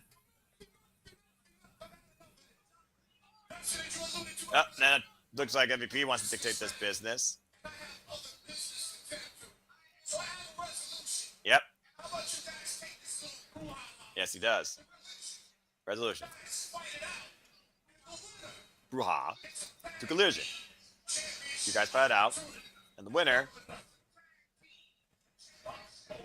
Yeah, but where's the match? Collision or? A Collision. So it looks like it will be the Sons of Texas versus the Crew. The winner of that match this Saturday on Collision Beach Break will challenge the Hurst to get for the AEW Tag Team Championships at Double or Nothing. So they got to turn around after Saturday and get a fight Sunday. That is correct. That's easy. Well, that's easy picking. Not back to back. May 25th, Double or Nothing. We got a week. They got a week. And meanwhile, they hurt people. And MJF is about to get his answer. Will it be a painful one? MJF, will he get Bobby Lashley's thumbs up of approval? Next on AEW Dynamite Beach Break. As we got a commercial break. Fuck television. Well, you know what? For once, thank you, AEW, for not booking a multi-team madness. Finally, somebody fucking does that. Shoo. Anyway. Well, that was Poor Top Flight, though. I feel bad. If I don't get another triple threat for another month, it'll still be too soon. You know what? You're just jinxing yourself, bro. That's all I gotta say about that. You're just jinxing yourself. And tag teams, Gallows Anderson on the brain just now when it comes to be what next for the Hurt. Ooh, I like that match idea, honestly. The Hurt, of course, we know the Good Brothers. They are former multi-recognized tag team champions of WWE and New Japan Pro Wrestling, Walter. Yeah, they are. And they just returned to New Japan. Woo! They've been freed from the shackles of... You know there's a fire lit up under their ass to prove people wrong, too. There's no question about that. Now, you saw the Good Brothers preach the gospel. Free at last, thank God they're free at last. And, yeah, possibly, you know what I mean? You know, they get the comfort zone. And freaking saying, for now, Charles, don't jinx it. Damn it. You're the one that brought in the ether. WWE's the one that does it all the time. They can't book a true tag team championship match for their lives unless it's NXT. And I still can't take one. They need more. They need to book better in AEW too. AEW is just more the lack of teams. It's not the bad booking. Exactly. So the fact that somebody started out with the deepest tag team division on the Western Front and has been coming down to this, it's kind of ridiculous. I mean, when Jazz Alexander debuts and he doesn't even get a single run, he's already stuck with a tag team. That kind of tells you. Well, yeah, and again, the AEW Championship still held hostage, of course, in the Death Riders campaign narrative. But if there if there even is a championship, who knows what the hell is in that damn lockbox? You know what? That's a good point. The jury is still out on that. I mean, the jury is still out. I'll give you that. But yeah. Well, again, though, Top Flight, though, man, I feel bad for those guys. God, they can't catch a break. They got hurt. Yeah, right. Well, they hurt people. They hurt people. I've been bobbing to that and Nick Wayne's theme all day. Speaking of Nick Wayne, of course, over in the Best Super Juniors, you all can follow Best Super Juniors. Follow InjuredWorld.com to see how AEW's Nick Wayne's doing after an incredible match at Corrigan Hall today against the IWGP Champion himself, El Desperado. Right? Whether or not we're covering the finals, by the way. We'll look at the schedule. Man, these long-ass commercials. That's television for you, even on Max. Fuck television. At least the ones on Max are somewhat more relevant towards actual content that matters versus go buy this at your local Wingstop. Oh, wait, that's US. I've seen the Superman commercial twice already. That's because they got, like, no commercials. But that's because Max is like Warner Brothers and Superman's a Warner Brother property. Yeah, you're not wrong. I'll give you that. Let's see. I'm predicting we're about to see AEW debut of Sid Alexander. That's a hot take. And I'm guessing that too, Wesley. I'm definitely guessing that too. And Matthew with a hot take, but the jury's still out on that. All right, well, I think we're about to get back here to do some business. I got the Hertzen to get Tantra on my screen, the Hertzen to get stands in the ring, and give it a microphone. Has it been 90 days? I think it has. The time is gone by so fast. Because if it hasn't, they can welcome him in the groups, lull him into a false sense of security, and then Cedric debuts. That's very true. All right. Where's MJF? Yep, just got it. Oh, boy. He's got a cool ass theme, too. That's a bopper, too. And he kept that theme all through the independents. This theme has defined our favorite scumbag, former AEW World Champion. What's going on? He's not out here. I think MVP said he lost his way. Shouldn't Benjamin, will you go get him, please? MJF is in trouble. I bet you Cedric Alexander beat his ass. MJF, where are you? Tonight's your night. Tony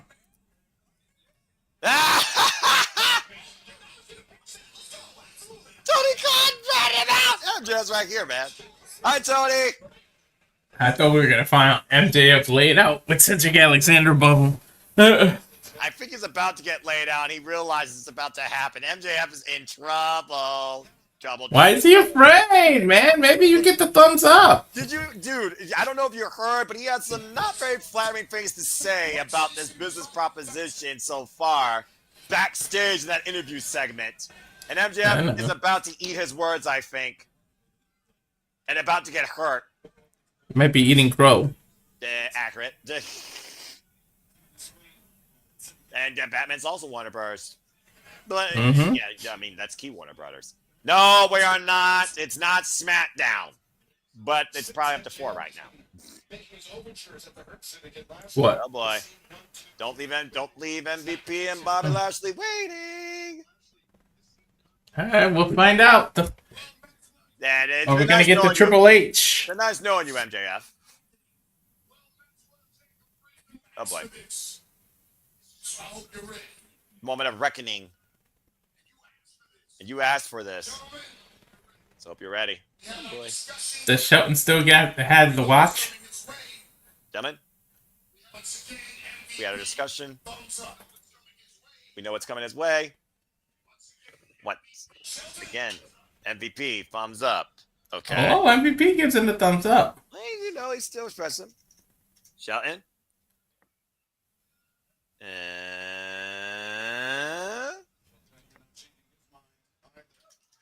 Thumbs up.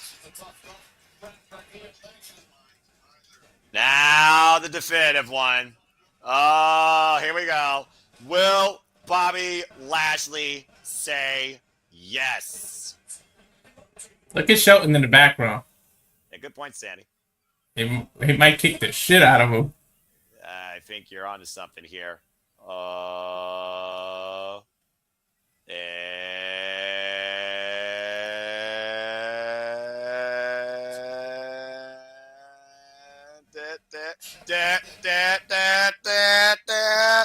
It's going up. It's going down. It's going down again. It's going down again. He's gonna do it. Going down again. Smile's gone. We are about 3. Nope. It's still even. It's shaking. It's shaking. It's rattling. It's so close. You can feel. He did it. He did it. He did it. What? Bobby Lashley gave MJF the thumbs up. MJF's in the Hurt Syndicate. What the hell? I was not expecting that. Are you kidding me? He jumped in Bobby's arms. We hurt people. We hurt people. We hurt people. I'll be damned. Next week on AEW Dynamite, the official MJF Next week signing in AEW Dynamite, There's like, the official MJF contract signing. you need a contract to be in Hurt Syndicate? Well, I guess so. So I guess we got a new business acquisition for MVP. Maxwell Jacob Friedman will officially be part of the Hurt Syndicate. And he signs the dotted line for them next week. Owen Hart in the middle of Nation of Domination. And no kidding. MJF has been welcome in. Business has picked up for Maxwell Jacob Friedman. A day of reckoning becomes a day of reward. And next week, we'll see him signed to MVP in the Hurt Syndicate on Dynamite. I didn't think that was going to happen.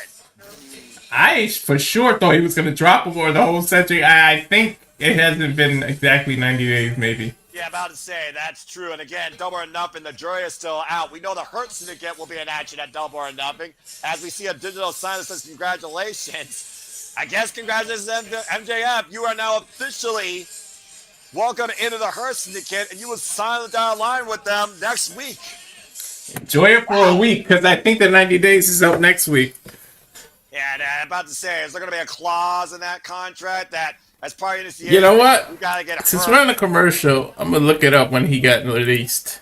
Yeah, go ahead and do that because I'm looking at the chat here and everyone's like, yeah, they hurt people, they hurt people. I can sing that song all night.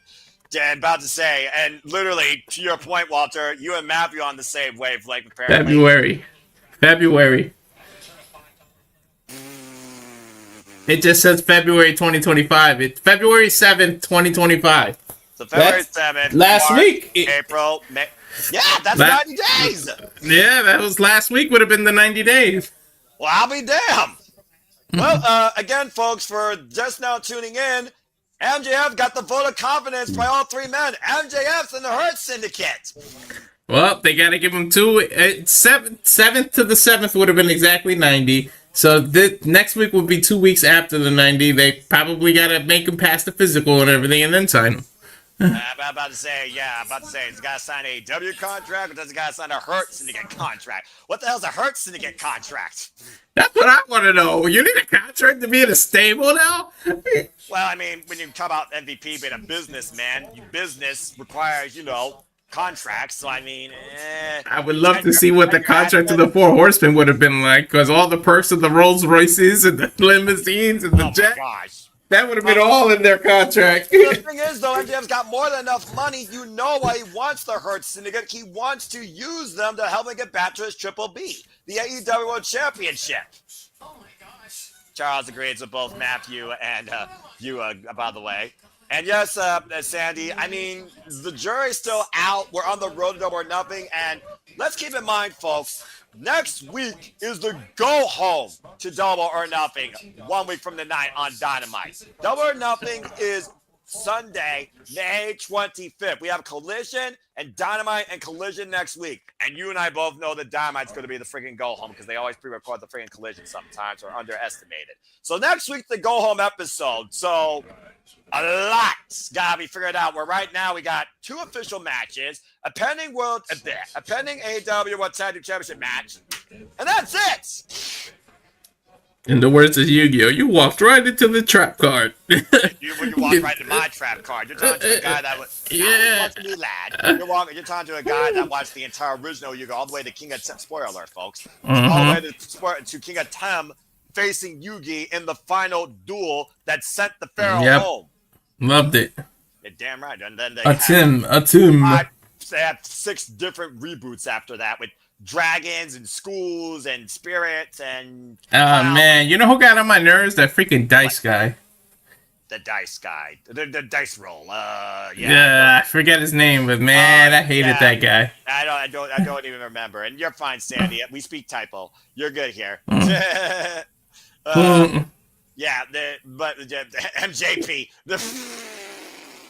MJP. MVP and MVP and MJF is a tag team. MJP.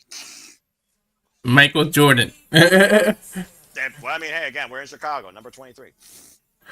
Maybe I'll sign for $23,000. I don't know. And new _York _state _of _mine. Accurate. When was the last time a contract signed without somebody getting hurt or going through a table? Hey, Tuesday. They didn't go through a table. That was as civil can be for that contract signing between Hendry and Trick. You're right, and there have been some contract signings that haven't involved a table. But here comes our timeless AEW Women's World Champion. Let's see what sexual innuendos she says now. Oh, don't even start! Don't you even start! You come back one night, you're already on the freaking gimmick. But yes, it is time once again to get timeless with AEW. I actually love it. I love Toni. And Ash is probably having a climax. For everybody who talks crap about, Toni dropped the ball, Tony Khan dropping the ball, just look at Toni Storm. WWE dropped the ball mega on them, and we just saw the Hurt Syndicate. How about dropping the ball with them? Let's not act like it works only one way. Oh, damn it. There's King. You finally showed up, bro. Damn you. Timeless, as only he could say.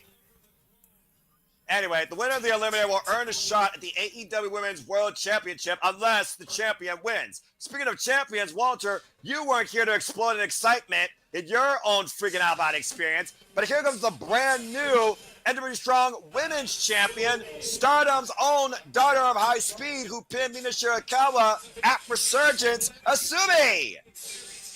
Yep. Asumi. Mercedes has gripe to say it wasn't me that got pinned. 11 years of in-ring experience at 23 years of age, Asumi of Stardom won at Resurgence last Friday in an incredible triple threat main event against Mercedes Moné and Mina Shirakawa, pinning Mina Shirakawa for the win with the Asumi sushi roll. They let you wrestle at 12 years old in Japan? Apparently, yes. We talked about, again, the potential of experience and possibly world-class star power of the industry has really no age to find. Japan's the definition of that. Yay, Mina. And this woman also exemplifies that. It's Mina time. I used to be a mother. Oh, you got The hell is she doing? She break it? I mean, hey, she's here in America, right? So get American, why don't you? I'm not going to complain. All right, Mina, Okay. I see what you're bringing. Showing some moves. Formerly part of Stardom, now officially part of All Elite Wrestling. Is Toni dancing? Yes, she is. Not gonna lie, this theme is a bop. Mikey Ruckus, you're doing a good job, bro. Don't ever become Death Rebel. Huh. I mean, Oh, Lord. You got that correct. Good, Walter. Control yourself. You just came back, bro. All I said was, oh, Lord. Yeah, I'm about to say, I heard the way you said it. Freaking Mina Shirakawa, why you do this to us? Sky Blue. About to say, and welcome Dude, they all back. got banging themes. Yeah, that's because AEW knows how to do music better than a lot of people in the industry. Welcome back home and welcome back to professional wrestling. Damn, it's been far too long. Sky Blue. You know what I love the most about this match is that it's actually elimination. I don't think it's elimination, dude. It's Eliminator, but it is. Oh, eliminator! Chicago's own I read Sky it Blue. wrong. Then Yeah, I thought it was you did. elimination. Welcome back, Sky Blue, after that ridiculous ankle injury against Hikaru Shida freak accident back last year in July. At one point, contemplating on retiring. But thanks to Kyle Fletcher's support, nursing her wound, Sky Blue is back home in AEW in Chicago. And Chicago has been very good to the former AEW champion. Not to mention, several eliminator matches in the past, Sky Blue has won them here in this very city. Talk about a broken fibula here, Walter. Put that in perspective. Bell rings were underway. Oh boy. Why is the champion involved in her own eliminator? Because the tramp wants an orgy every night apparently in wrestling, and she is not going to sit around waiting for somebody to come to her bedside at All In. And right now, Sume and Mina, there's a cover, and Sky Blue and Toni Storm fighting, by the way. And yes, folks, I did say that. Nice bridge escape by Asume. You didn't say it. Toni says it. All you're doing is repeating what she said. I'm echoing. Yeah. I'm the virgin here. I'm the pure, simple, innocent man that love women in wrestling. And look at that shimmy. Cover the crucifix. I'm going to lose myself here. Worse than Eminem. Cover again the sit-out. Kick out at 2. You can speak anytime you want, Walter. You're off the ropes right now. I'm enjoying it. That got it. Freaking hell. I knew this match was going to bring out the worst in me. Freaking women in wrestling, especially a bare women's division I enjoy. Nice DDT on the floor by Mina Shirakawa and Asumi. Now Sky Blue. Oh, and right up in the V goes the ring ropes and Sky Blue's B by Toni Storm. Clubbing shot in the back of the head. Damn. Accurate. Knife edge chop by Toni Storm. Toni Storm and Sky Blue have competed each other one-on-one previously 2 times for the AEW Women's World Championship. Nice takeaway to Harris there by Sky Blue. Mm-hmm. Ooh. Ooh. With the rising knee strike and our tornado DDT. Ring rust showing a little bit. Well, yeah, and also that fibula again. That steel plate means she doesn't have any way to really turn it as well either. So watch the way she moves that right leg. Swinging a miss right now, especially those Chuck Taylors. Yeah, because I'm focused on her leg. She's wearing boots right now, actually. Kind of rare for Sky Blue to do that. That probably because of the plate. That's accurate. Sky Blue and Asume, by the way, have never met each other in the ring. Toni Storm and Mina Shirakawa pulling Asume and Sky Blue out of the ring. And here we go. Forbidden Here Door we go. Walter. We've seen this before. Oh, hey, why you interrupt it? Well, I mean, every woman for themselves. True. I would say it's a fatal 4-way, not eliminator, folks, but elimination. Ew, there's a red. Oh, the double Luthez! Toni Storm and Mina Shirakawa taking out Asume and Sky Blue. First primo submission in this match wins, by the way. What was up with the spider? What the hell was that about? Let's just say there's an idol killer coming here from Stardom to AEW. Oh, yeah. Oh, okay. Yeah. Here. And right now, wait a minute. Double strikes, but what happens if Toni wins this match? Nobody gets a title shot? That is correct. She did the same thing against Penelope Ford, Thunder Rosa, and Anna Jay last week, literally on Dynamite, challenging everybody here in this women's division. Well, wait till Megan Bain comes back at your ass. And about it right now, Mina Shirakawa wants a piece of Toni Storm. Asume, though, catches him with a kick. And this is, of course, how Asume got the better of Mina Shirakawa at Resurgence. Again, go watch that match back. It was incredible stuff. Mina, back elbow strike, combination, Kazadora, roll through. And might be looking for that glamorous figure 4 leg lock. Watch Asume, though. Catches Asume. Oh, a DDT! While versus the legs. Looking for a champion in World Trouble here, Walter. She goes to the ropes. Oh. Oof. She had to carry both her and Mina's weight to get to that rope. Yeah, exactly. Now Mina back in with Asume. Of course, again, Asume is still part of Stardom, part of the group Neo Genesis. Being Soulbot. And of course, Bea Priestley's back in NJPW Strong. And as said, Asume, I will see you very soon. Ganjin, and a former Stardom champion herself. Now Mina. Whoa! Taking down a huge dive, you were saying. Does Mercedes get a rematch because it technically wasn't her that lost it? I don't know exactly. PK cross by, fall up off the apron. I mean, the jury's still out what Mercedes Moné has to do right now. Oh, and a super kick by Skye Blue. Now, Skye Blue, you were talking about ring rust earlier, Walter. How about Records Abandonment? Never mind.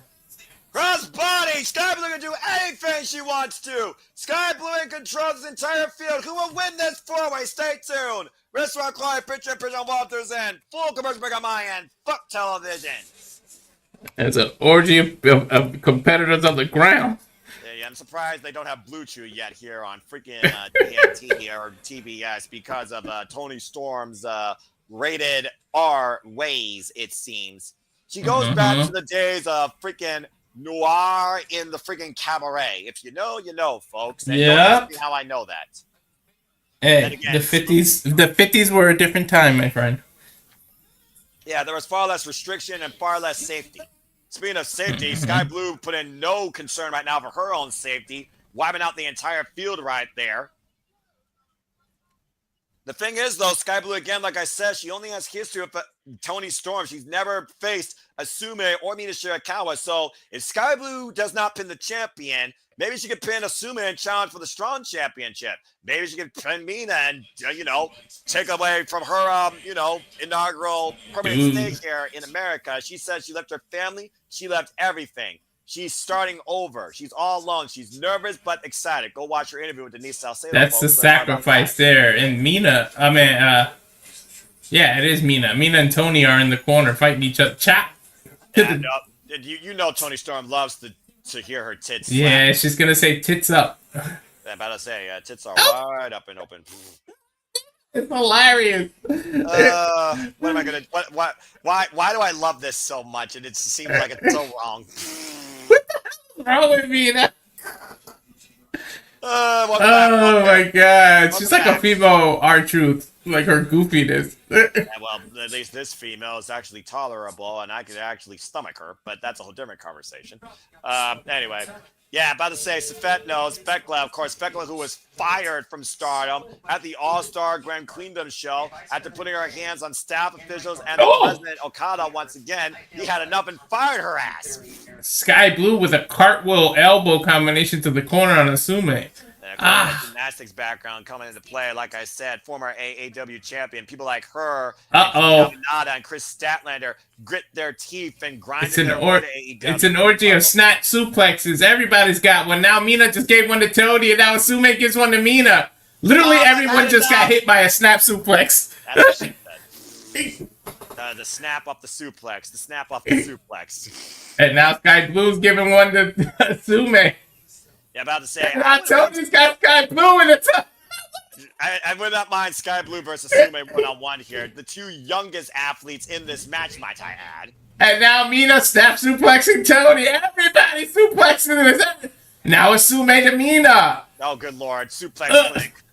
Well, that was more like a brain buster than a snap suplex. It don't matter. They still impact on the head and on the back. And ironically enough, Skye Blue's last time she was in Chicago, she was embarrassed by the Glamour Ryan May that we have not seen behind her tail of since the Hollywood ending. Now all four competitors are just laid out. I love it. Up, nope. Tony's up. Of course. Picks up. She's of course right. But Picking up Mina back and forth, jacking for position for a suplex. And look, all I'm gonna say is Mina and Toni Storm are one of the best matches last year at Forbidden Door. You should be back in 3, 2, 1. And I'm back here as Toni Storm has Mina hooked right now in the Now Arena Chicago, Illinois. German suplex delivered. And great job, Walter.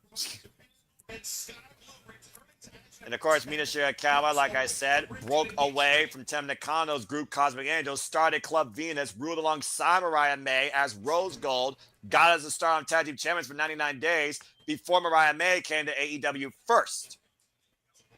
And no woman letting up here, man. Yeah, man. You should have seen that in a commercial, man.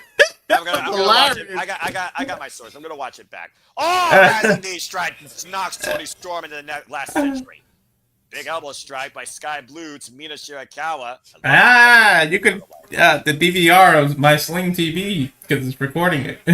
Bless your heart. And right now, Skye Blue squaring off with Mina Shirakawa. Mina right now trying to start strong on her new road here in AEW. Skye Blue trying to start strong on her return. Whoa! Inverted back elbow strike. What's this? No one has momentum. Every time one person gets momentum, another person comes and takes it right from them. Oh, God. Yes, stereo German. I think we're about to get an orgy of hip attacks. Can we stop saying the old word, please? Last camera action. Now I can get away with it without being nasty because we're talking about Toni. Third rail applied. Oh, my gosh. The hip attacks are hot tonight. Assuming it out of the way, though. All 4 of them are hot. Yeah, but in more ways than one. Oh, spinning back fist. Rock Story Storm by Mina. And so when balls the outside. A schoolgirl by Mina. Stomp in the back by whoever wins, when do they get the title shot? Double or nothing? I would think double or nothing, but I guess it's the champion's jurisdiction. She's the one that challenged somebody to literally put that tramp in her place. Her words. Oof. I know, her words. We know. That's why I keep saying orgy. It's her words. I'm making sure everybody knows right now what I am and what she is. And the fact we're both black and white, we are not the same. Okay? That's why I keep saying orgy. Those are Toni words. Those aren't mine. But now everyone knows that. How many people watching it for the first time and hearing this mic? What the hell? We got an attitude there again? Oh! That drop suplex. I'm losing my fucking mind. Toni has the best promos ever, man. Toni Storm is one of the best fans of women's wrestling. Don't at me. On the Western Front. Up and over. High kick by Mina Shirakawa.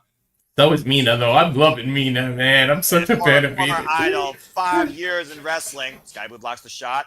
Ooh, it's a high kick. Almost a hook kick of sorts. Did she kick her with the same leg that has the screw? Or the metal plate? I believe that is correct. First kick. Now looking for Cole. Blue, roll out, cover, watch Asume, went for the double stomp.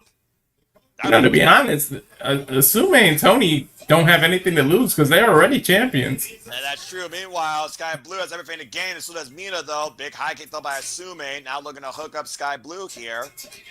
Wait a minute. Oh, man, a destroyer! To use gambling terms. Cover two! Oh! Toni and Asume they're playing with house money because they're already champions. And Toni Storm literally is playing with the most to lose here, considering she's the one that put this challenge in the first place. Get to the midsection. Toni Storm. Storm 0! Cover! It's over. 1, 2. Oh. Saves the matchup. Mina wants it. Now, how bad does she want it? A back body drop. Avoided by Mina. Rolling elbow. Connects with Toni Storm.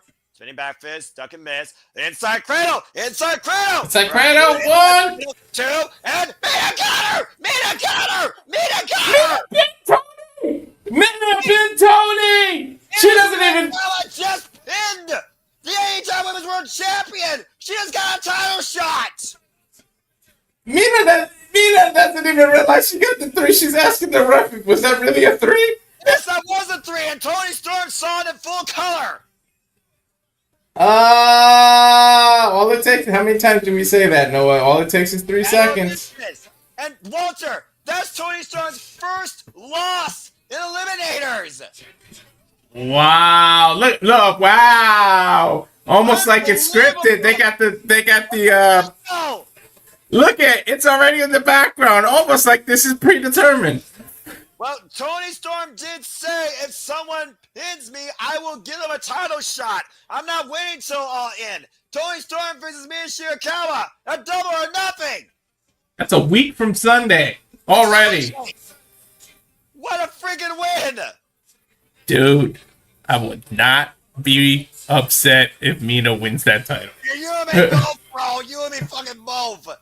Wait a minute. By the way, a great effort by Asume. Oh, what the fuck? Mercedes!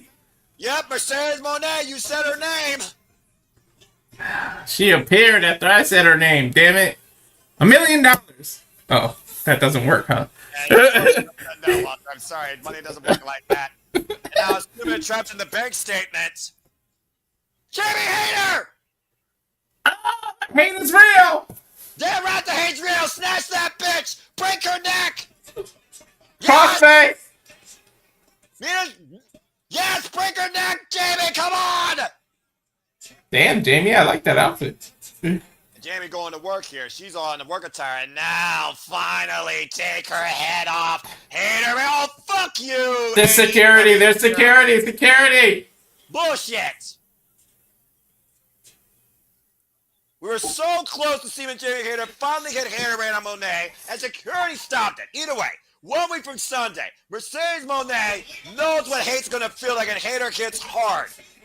And I pray to God that Hater wins. Oh, and our Foundation Tournament Finals. Double or nothing. They face off at Double or Nothing? That's right. And the winner faces off for the AEW Women's World Championship at AEW All In. Well, that was a hell of a combustible situation. I'm hot. Now, yeah, but do they face Toni or do they face Mina? That's the question. Yeah, that's a whole different question now, because to your point, it's official. You can get a screen capture if you want. Toni Storm defends the AEW Women's World Championship now at Double or Nothing against Mina Shirakawa. Women's wrestling, baby. I'm back at the right time, man. Yeah, you are. Fucking hell, you are. Good grief. It's going to be an amazing night, of course, at AEW's beginning. Uh-oh. But, all right, we're getting serious. well, I mean, yeah, because in my full-time excitement where I've reached an out-of-body experience, we have to honor an all-time great that we lost this week. You can talk more about that. We lost Sabu. What was Sabu's impact on you, Walter, as a fan? Bro, I discovered ECW literally being naughty, staying up past bedtime. Like 2 a.m, just flipping through channels, and I was like, "Oh look, wrestling!" I swear, I thought it was like, you know how WWE sometimes like re-shows Raw like on a random day or something. So then I started watching it, and I was like, "What is this?" And I really got into ECW, and Taz and Sabu and RVD were the first 3 that I got attached to. Man, and Sabu meant a lot, and like I said, there wouldn't be an Attitude Division or Attitude Era without Sabu. Yeah, and I was saying, you can only imagine how Taz feels. I mean, Taz, how many wars did he go against Sabu when it came to the ECW Championship? Taz was Sabu's debut match in ECW, and he was supposed to squash Taz, and Sabu said, "No, brother, we're gonna have a real match." And he put Taz over to prove other people how he can wrestle. Sabu won the match, but Taz won the hearts of the people, and that's what continued. He was supposed to be squashed, and Sabu wouldn't do it. And Taz really getting emotional there, taking the sunglasses off and talking about that very impact, to your point. Rest in peace. Thank you, Terry Brunk, Sabu, 1964, 2025. 60 years is young, man. I don't care what anybody says. Say, but I mean, you age twice as much when you put your body through what Sabu has put through to yourself. You lived enough for 2 lifetimes. Trust me. I believe you 110%. I mean, I think it's still nothing futz when someone touches barbed wire for the first time and they're not an extreme competitor. That man literally broke his back through tables, barbed wire, chairs, and ladders for our pure thrill of entertainment and excitement, at the risk of our own mentality when it comes to the fact that we really wonder, are you going to die? You crazy. Get the tables and all that would not be a thing if it wasn't for Sabu. Dudley's wouldn't have started doing that if it wasn't for Sabu. Yeah. Again, Sabu, thank you. Well, that being said, we're on a full commercial break, and I'm finally cooled down after my out-of-body experience. Again, for those that don't know, I'm a hater. Also, yes. So again, let's just clear things up. First off, Skye Blue tremendous return. Still got a little bit of the butterflies, I think, in her hometown, and also like we talked about that fibula repair with not as much turn or torque. Still look pretty strong and damn, still good with the super kick. Didn't get involved in the decision. Neither was Asume, the International Women's Champion, but Mina Shirakawa just pinned Timeless Toni Storm, and now it's official. It's Timeless Toni Storm defending the Women's World Championship at Double or Nothing against Mina Shirakawa. And let's keep in mind that same night, Jamie Hayter, Mercedes Moné are the finals for the Women's Owen Hart Foundation tournament. The winner of that match will challenge the champion at All In for the AEW Women's World Championship. And we just saw Jamie Hayter almost took Moné's head off, but literally raked her back in her submission hold after she did that to her last week from behind, coming to the aid impromptu also of Asume. So a lot of moving parts there. So to your point, does Moné want her go back sooner than beating Jamie Hayter for the Owen? Does she have her eyes set on the Strong Championship versus the AEW Women's World Championship more? And what gives first? And does Mina surprise, considering Mina and Moné's history from Wrestle Dynasty, January 5th? Moné beat Mina. Mina has yet to beat Moné. It's a lot of moving parts here, to say the least. Jamie Hayter, Toni Storm, that needs to be run back. Mina just pinned the AEW champion. Can she do it when the lights are at its brightest and when it actually means something? It's one thing to win an Eliminator match. It's another thing to win a one-on-one singles match when all the marbles are on the line. The pressure is on. Tony's been there, done that. Yeah, the pressure's all on Mina. Yeah, and again, to Jamie Hayter's credit, again, she lost that title, talking about title changes, 2 years ago at Double or Nothing to outcast Toni Storm. She's never faced timeless Toni Storm, though, and you know she wants the AEW Women's World Championship back. And you have to remember, too, this is Mina's introduction to America. Only people like you, Sandy, Ash, and everybody like that are the knuck and fucks that watch everything wrestling. This might be, literally America's introduction to AEW fans' introduction to Mina. So she's got a lot to prove to the people. Hey, you're not wrong there. Still, congratulations, Mina Shirakawa. That's a hell of a way to start off your new, let's call it is, new life. She's here in America. Exactly. Folks. Oh, I'm back from commercial. Finally. Back here momentarily. And as we backstage with MVP and the newest member of the Hurt Syndicate, MJF, with Renee Paquette. The hell is this? Promo. I hurt people. It's like he won the lottery.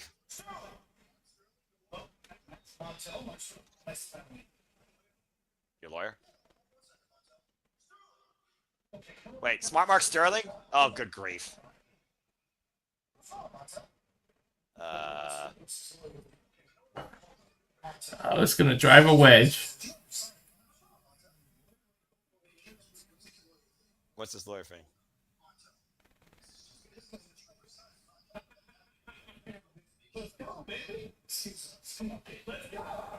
Well, I hope they're drinking and celebrating, because I don't think it's going to last more than a week. Well, I'm about to say MVP, the last thing he wants to deal with is a lawyer. All right, then. Probably his cousin or somebody. He is Jewish. Wait, Faye. That's fair. And while as Night has been here tonight, as we go in the ring now, I believe that's Tony Schiavone and Nigel McGuinness. And, of course, they've had their fair share of fallout with FTR as of late. Dude, I feel like Nigel's about to get back in the ring. I think you're onto something, bro. I feel like he's going to go find a partner and go against FTR, I'm telling you. Yeah. Let's go ahead and hear from Nigel McGuinness, to your point. And that's a very good point, Sandy. Mayu Iwatani was the last person to pin her. He told Tony not to do that. Daniel Garcia and Nigel McGuinness, maybe? Tag team match? Yeah, I think they're going to go against FTR. Again, though, he's a commentator. There's part of me that I understand where they're coming from, but at the end of the day, you're a commentator now more so. You're not a full-time competitor. What we did see last week. He's a commentator now. Let's not forget what he's at. I understand that, but dude, remember why he left the business. I'm just saying. Yeah, I don't. Who knows? You never 100. You never 100% recover from that. The last time we saw Nigel McGuinness compete was for the Ring of Honor Pure Championship against Lee Moriarty last year in December. And prior to that, he faced Bryan Danielson at Grand Slam for the AEW World Championship. But he's only been involved in 3 matches over the last freaking practically 14 years. And you were so happy when he faced Daniel Bryan. You were Of course ecstatic. I was. It was ROH Legacy. Sorry, I realised that my place is next to this man at an announce desk, not in the middle of this ring. So, Danny's sorry. Danny, go ahead. Realize this place is at the announce text, not in the ring. What happened again? That's fair. All right, now Garcia's going to... You know, it takes a real man, grown man, to admit that when they're wrong. Yeah, right. If more men did that, maybe this world would actually be a more stable place. Yeah, let's not even go into it. It's not a PR sermon, and I'm definitely reach. Even if people think I should be in radio or be a preacher man, I'm just a simple man. I still think this is going to end up as a tag team. Yeah, I figure honestly, I think Daniel Garcia's been warning about what Nigel McGuinness could be going into.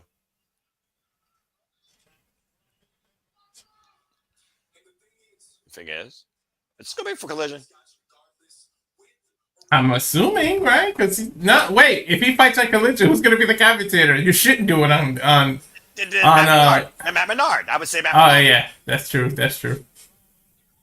I'd rather see it on Dynamite or on the pay-per-view, or at least the opener. You know Tony's going to add a bunch of shit to the opener. But you always got to add Saturday, dude. Saturday. And it's Beach Break Collision. Uh-oh. Well, we knew this was going to happen. Here comes that annoying Nat Stokely Hathaway. Oh, God. Annoying son of a bitch. Bitch, what the hell was that word?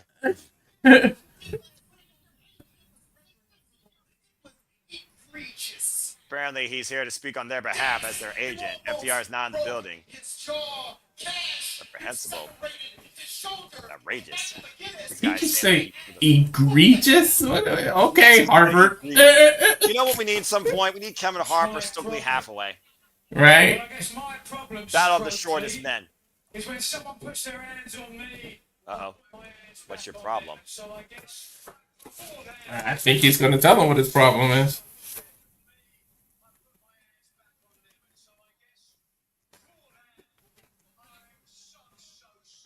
Socially. Stupid childproof locks on these pills.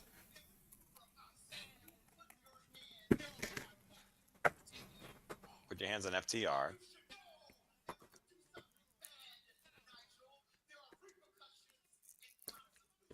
Damn, look how... I know he's short, but he looks like Smurf size compared to Nigel McGuinness. Exactly! When Daniel Garcia towers you, you are short. Accurate.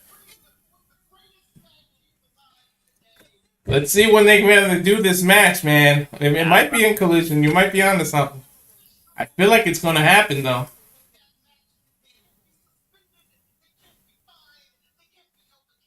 Nigel's got to be careful, though. One wrong landing, and it's back to 14 years ago. Exactly. Perspective, Danny, but we barely had a conversation. If I'm honest, they kill us. Yeah, about the 10 number tag team champions. You know what, Nigel? You're right. You're right. FTR might kill us. They might kill us. But I've been watching you overcome the odds for your entire career. They might kill us. That's true. Something that they never thought they'd see. Nigel McGuinness teaming with Daniel Garcia against FTR. Oh, all right. Something that they never thought they'd see.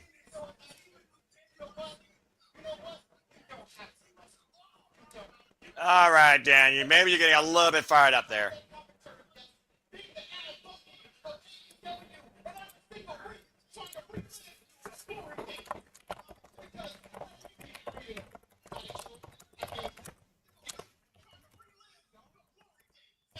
This is not wise.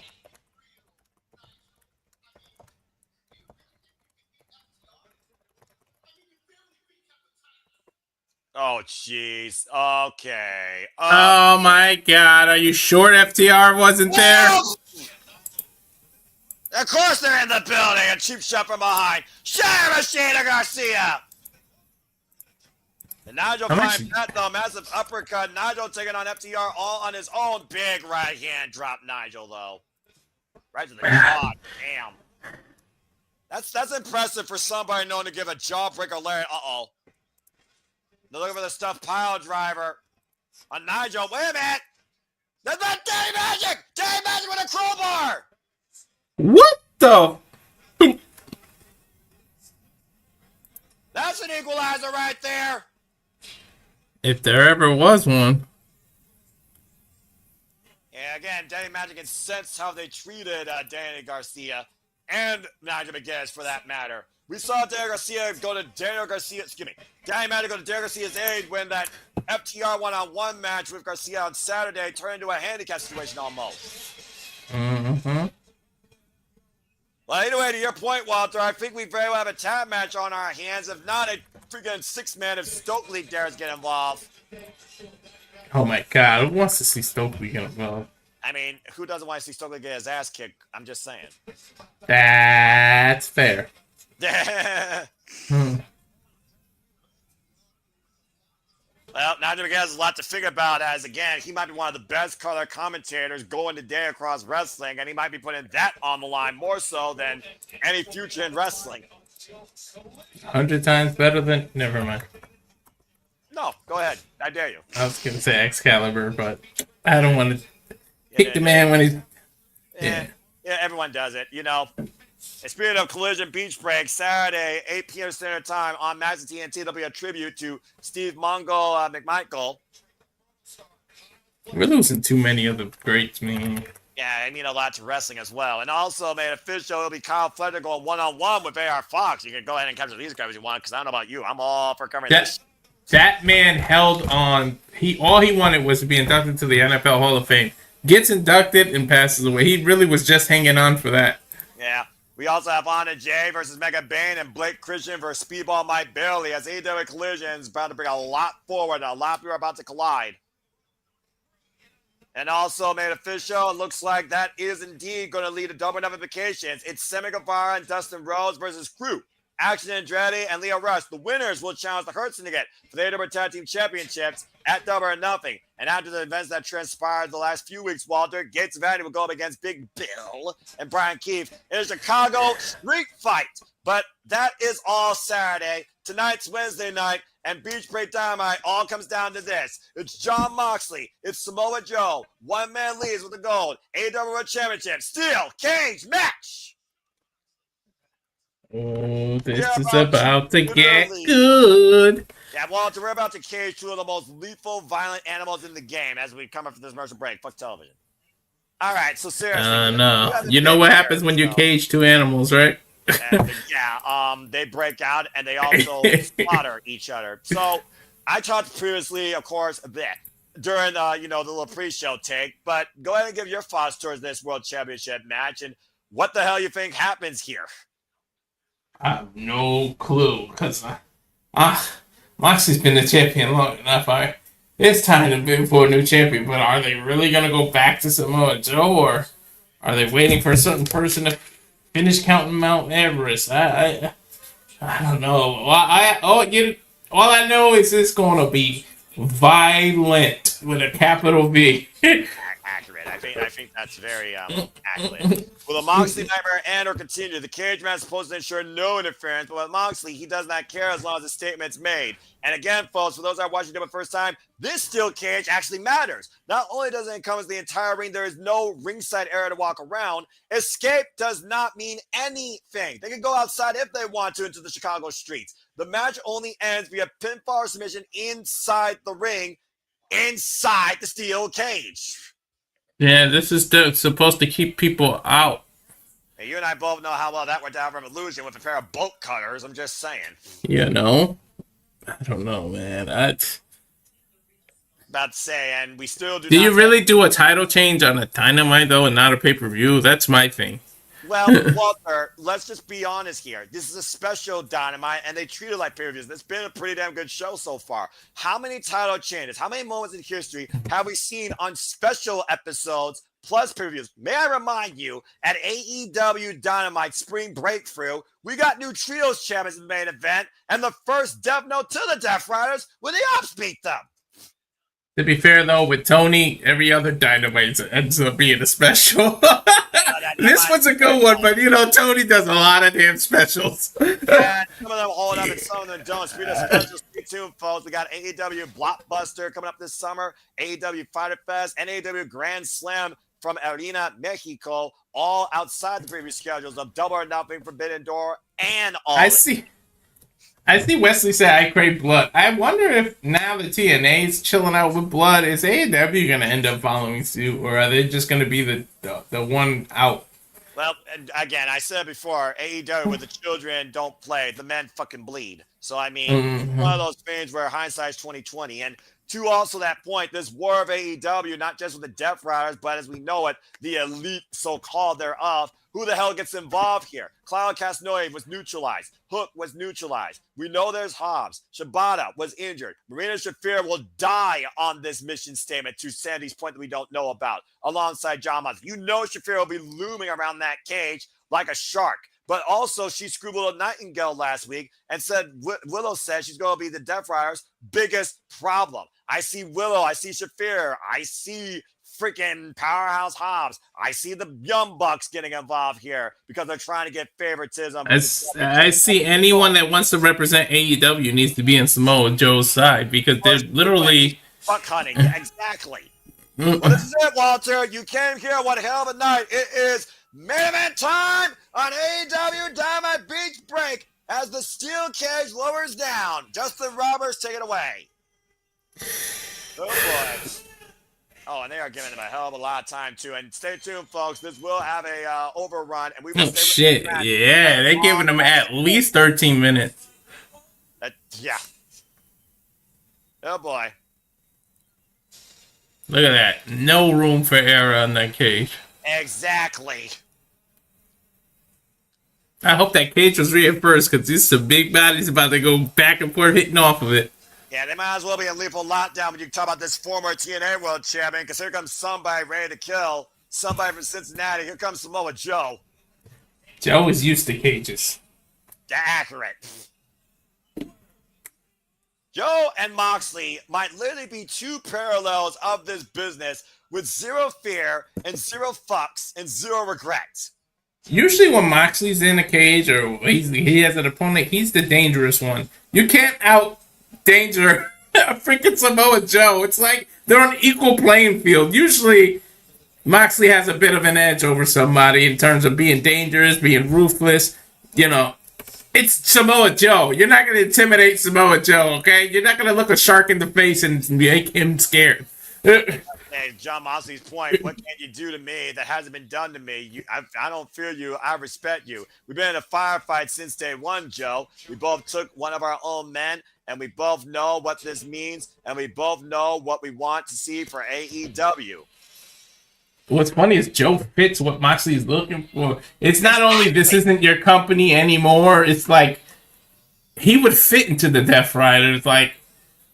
Well, again, John Moxley said during that close-up, we are one mistake away from sending this business back 20 years. Trust us, we enjoy the damn ride. That ride might end tonight as you see John Moxley and Marina Shafir, the problem with the possession in tow, coming out to the Now Arena tonight. Marina Shafir, I'll say it once, I'll say it again, Walter. She's been the most lethal, dangerous, effective Death Rider since day one alongside this man, since John Moxley said this isn't your company anymore. The four-time AEW World Champion, John Moxley. Oh, boy. The man that literally brought this company out of the dark into the light in front of nobody and reformed, faced his own demons, and literally drinks blood forged in combat, and has now taken this championship hostage and trying to turn AEW what he thought it always was meant to be. Oh my God, these two are about to go Look at you, Joe. Hey, Joe has no F's to give. He is just cool as a cucumber in the corner. But when that bell rings, Moxley better watch. His head better be on tight to his shoulders because Joe would knock it off. Points in the chat that I talked about earlier being brought up here. You got to consider whatever the hell happens here is going to lead to one, if not both things. Anarchy in the arena and blood and guts. And we very much see both of those tonight. Oh my God. The only thing I hate about the cage is the camera. Like, it's hard to... They have to have room to leave the camera to be inside the cage, because seeing through the cage is an awkward... Or at least use drone cameras or something. I'm about to say, drone cameras can be cumbersome, too, if you've looked at how many of those have been used in WWE. But to your point, again, it's a steel cage. It's not supposed to look pretty. Mm-hmm. And you're going to see more than enough blood and flesh through that steel tonight, no matter Or at what least... camera angle we get. At least have holes in the cage where the camera can fit through. Like, it's not for the person's feet. Side. Yeah. And Paul Turner, of course, will padlock and chain lock up the door of the steel cage, ensuring, as of right now, nobody will leave. Again, escape means nothing. Only way to win is via pinfall submission inside the ring. There is no escape. Two men that think being locked in the cage is fun. Just another way to spend a Wednesday night. Right. Inside 10,000 pounds of steel. Here we go, I would Noah. not want to be locked in the cage with either of these men. It's like, would you rather? Can I say neither? Bell rings are underway. Here we go, Walter. All right, filling each other out, but these two know each other already. Well, actually, no. They've never been one-on-one at least not in AEW. The familiarity's there, and clearly the respect's there, but to your point, they have never locked up before. We've seen how many Titanic events transpire in the steel cage conclude. Heyman and Page, Swerve Strickland, John Moxley, Kenny Omega. Of course, John Moxley won that night after Kenny Omega. Don't remind me of the Strickland Adam. Oh. It's a history, dude. Knife Edge Chop, Wardlow, MJF, Wardlow, Cody Rhodes, Cope, and freaking Malachi Black. Kyle Fletcher, Will Ospreay this year. Oh, good grief. Might be Cage of the Year, to be honest. Yeah, probably. Oh, rolling elbow rocks John Moxley to the corner. The champion staggered for the moment. Again, that cage can be used as a weapon. Face versus the steel and Samoa Joe. We know how slow, methodical. Let's be honest, Noah. That can be, will be used as a weapon. In this case, you're absolutely correct. In this case, you're absolutely correct. Nick, to your point, Sandy, yeah, Double or Nothing's ended without the AEW World Championship in the main event. It's been anarchy in the arena. Oh my God, they almost broke through the door already. Oof! Holy shit. Well, again, that's not a super close defined steel chain. I'm just saying. Mm-hmm. Again, Samoa Joe, Powerhouse House, Kashibata, the current AEW Trios Championships. John Moxley, the current 4-time AEW World Champion, has held this title hostage since giving Bryan Danielson and Warrior's death last year at Wrestle Dream in October. With wins over Orange Cassidy, Switchblade Jay White, Swerve Strickland, and of course, Adam Copeland. That's a headbutt there. Too bad Shayna has a 90 days, because if you don't think Moxley would use someone like Shayna, he has already. Here with fucking rule in AEW. Oh my God. Jimmy Dunn versus Chris Statlander and Willow Nightingale in a friggin' violent street fight. Will Ospreay and Heyman and Page again still to come at Double or Nothing, as Double or Nothing literally is a week away from Sunday, folks. Again, that's Sunday, May 25th. We're coming in here as All In Texas is 59 days away. So please stay tuned when we go. Damn, can you believe that? 59 days away. Where the hell is time going? I'm still trying to figure that out myself. This year has gone crazy fast. We're already over a third way through May. And Samoa Joe drops the elbow on John Moxley's hardcover. And a 2 count. That elbow is about to be the closest thing to a regular wrestling move we're going to see in this match. I'm about to say, how long does this stand match versus a blood fight? Right. And right now, again, though, John Moxley, you can call him a brawler, you can call him overkill, you can call him messy all you want. He is methodical. He is a student of William Regal as he dissects the legs of Samoa Joe. Bending that knee left and right, Walter. One thing you can't deny is his intelligence and his ring awareness. You're not an IWGP World, IWGP United States, WWE, CCW, insert title here, 4-time AEW World Champion without a little bit of intelligence in this game. The only 4-time champion. That's right. Now, Samoa Joe become a 2-time World Champion, beat MJF at World's End for his inaugural only run, and lost to Swerve Strickland at Dynasty last year. Figure of our Layla applied middle of the ring, and again, there's no rope break here inside the steel cage. Can you believe it's been a year already? Sheesh. But again, time has freaking flown, period. Time has freaking flown. The body slam, I guess, would be another more normal move. What is this word normal that you speak of? There ain't nothing normal when it comes to Jon Moxley or Samoa Joe. To be fair, Walter, I think it's safe to say there is nothing fucking normal about professional wrestling, damn it. We just saw Zack Gowen wrestle earlier. That's good. Enough said. Yeah, exactly. As Paul Turner is allowing Jon Moxley to issue the break here. The odds, of course, are trying to destroy the Death Riders. Again, Clark has not only neutralized. Wheeler Yuta nowhere to be found. Wheeler Yuta, though, the scrappy last resort, it seems, for the Death Riders, off the ropes, runs into Jon Moxley's combat boot. And Joe down again. That high boot. Fuck. I just went into picture-in-picture. You got full commercial yet?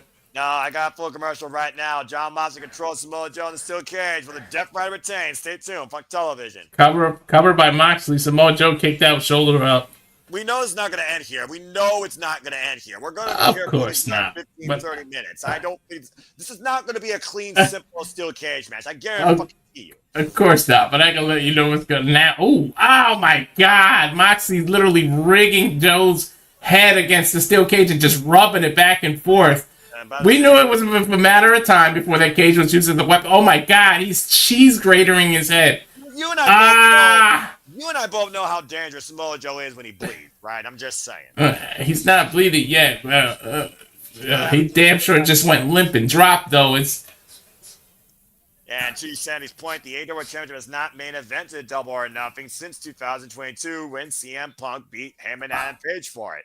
Oh my God, Bryan Daniel-esque kicks by Jon Moxley in the middle. Samoa Joe is getting amped up, saying, bring it. Oh, he is bleeding now. Is it? Or is that sweat? I can't tell because it's picture-in-picture. Picture-in-picture is throwing up your vision. Yeah, like in the camera angle between the cages. I don't know if he's sweating profusely or that's actual blood. I think it's just sweat. Now with these damn elbows into the corner, back at Jon Moxley up. Reverse Irish whip. Moxley throws Joe into the corner, running lariat in the corner. Now he's climbing up the 10 punches. He's probably going to end up biting him, to be honest. Yeah, nope, he's held it on the cage and just literally rubbing his knee into Samoa Joe's throat. Again, Jon Moxley said that I'm comfortable here, and whatever you're going to do to me, I'm going to do whatever I want to do with you. Both these men know. I sense disaster. Death Riders just arrived. Yeah. Claudio, Wheeler Yuta. Yeah, I'm expecting the Ops and Swerve Strickland to show up here shortly, and Willow Nightingale as well. There's Willow Nightingale. You just said it. Here's the Ops. Why are they doing this during commercial? What idiots. I was saying, again, for the people out there, though, it's not so necessarily that. But, yeah, I knew that was not going to waste any time. That's all hell. Okay, Joe just treated Moxley like a battering ram and ran his head through the cage. And we all know Jon Moxley bleeds easier than paper mache. Exactly, but yep, there it is. The Ops and the Death Riders on the outside. And it's an Infinity War right here, as no one's been able to beat these guys yet. Guess what, Noah? What? Moxley's bleeding on the top of his head after just being rammed into the cage. I repeat, folks, Jon Moxley is bleeding. We can confirm officially Jon Moxley is bleeding. And the sky is blue, and the moon it comes out at night. Jon Moxley's bleeding on Wednesday Night Dynamite. Oh Lord, I love this fucking shit. This is why Wednesdays are all my favorite night of the week. They're in the center of the ring, both on their knees, just hammering each other back and forth with forearms. I knew it was gonna be a dog fight, and I didn't even have to call Club War Dog to this. Moxley's bleeding like right at the top of his head, and then it's just crimson mask all over his face. Ugh. And now he's biting Joe in the nose. He's going rabbit, and the Crimson Mask Award goes to Jon Moxley. Oh my God! I just got off picture-in-picture now.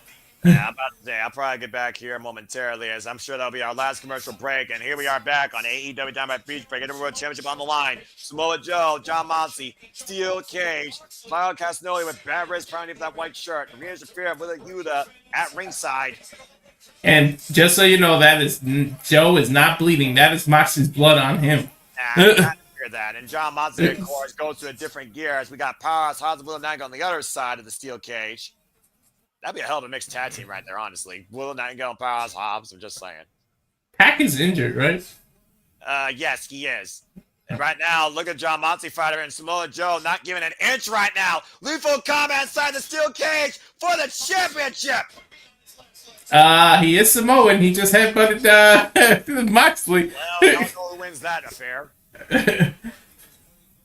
and a knife-edge chop on the eye. Ow. Again, right now, resorting to desperate means right now to survive as John Moxley is looking for higher ground for something. I don't know what. Damn, that cage is loose. Yeah, I'm about to say, and John Moxley hooked up by Samoa Joe! Atomic drop? When's the last time you think you would call that from a Samoa Joe match? Not from a Samoa Joe match. I've called this combination before. Big boot, up the hand drop, senton drop, cover, back press, hook near leg, kick out at 2. God. Oh my God. Moxley's head is ridiculous, dude. And I'm about to say, the oxygen's got to be depriving here John Moxley as he keeps losing more and more blood. Look at that camera shot. Oh my God. Samoa Joe loves it. He loves it. And the fact that he's bald on top of it makes it 10 times worse. I stack off the power bomb. Immediate kick out, turn into the STF. What the hell was that power bomb? Damn, he slammed the hell out of Moxley. You know that Samoa Joe sets it up for that submission every time because of the damage done in the back. Now transitioning into a full crossface. S-grip across the bridge of the nose. Moxley's trying to make it to the ropes, but that won't mean anything, right? I don't know exactly in this scenario. I think it does mean something technically because at the end of the day, you are still inside a steel cage, but it's still a wrestling match. Or trying to be like a wrestling match.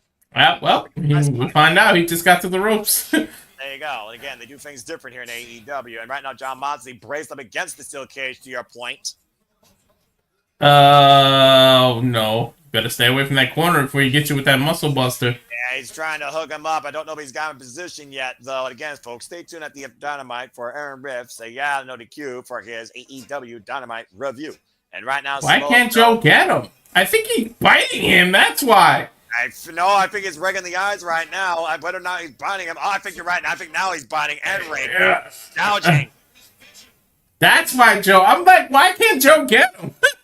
And Samoa Joe right now, staggered and probably visually impaired, walks into a lariat.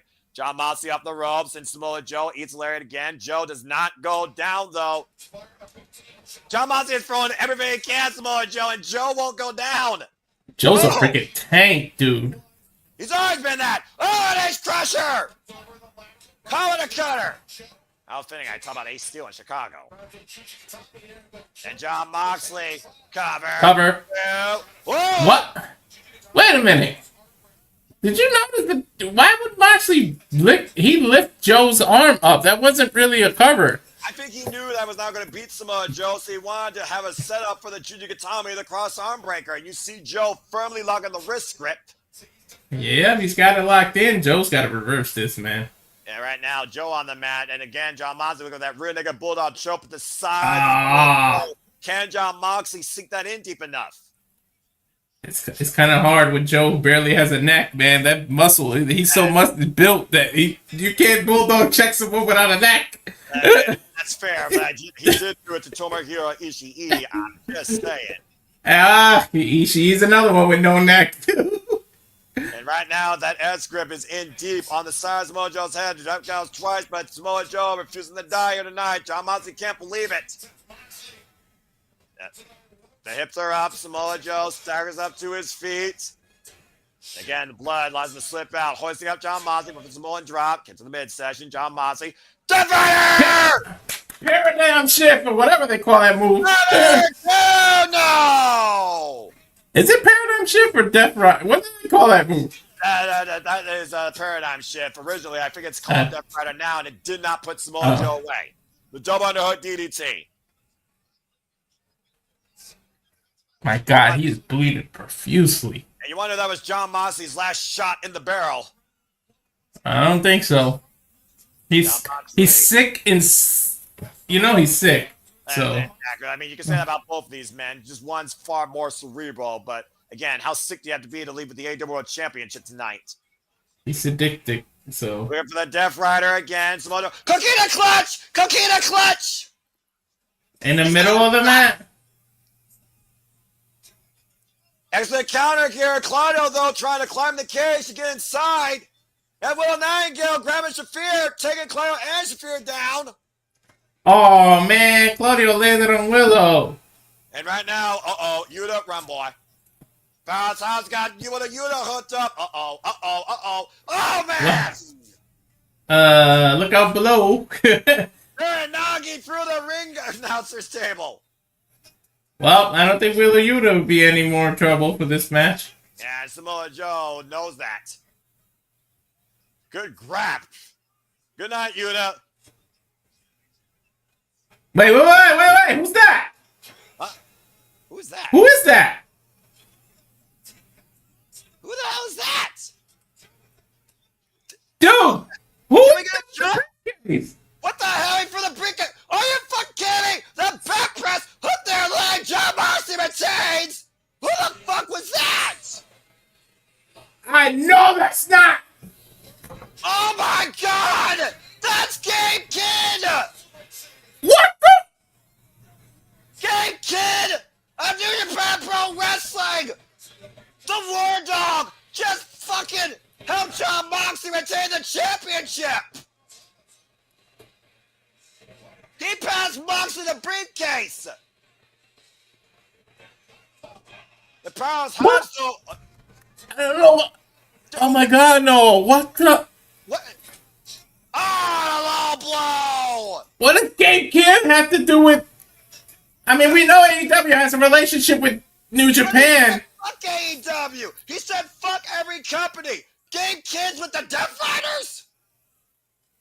And Powerhouse Hospital and still ring steps. Now Shafir and Willow Think about the philosophy of the War Dogs, though. Think about their philosophy. It kind of aligns with Moxley's.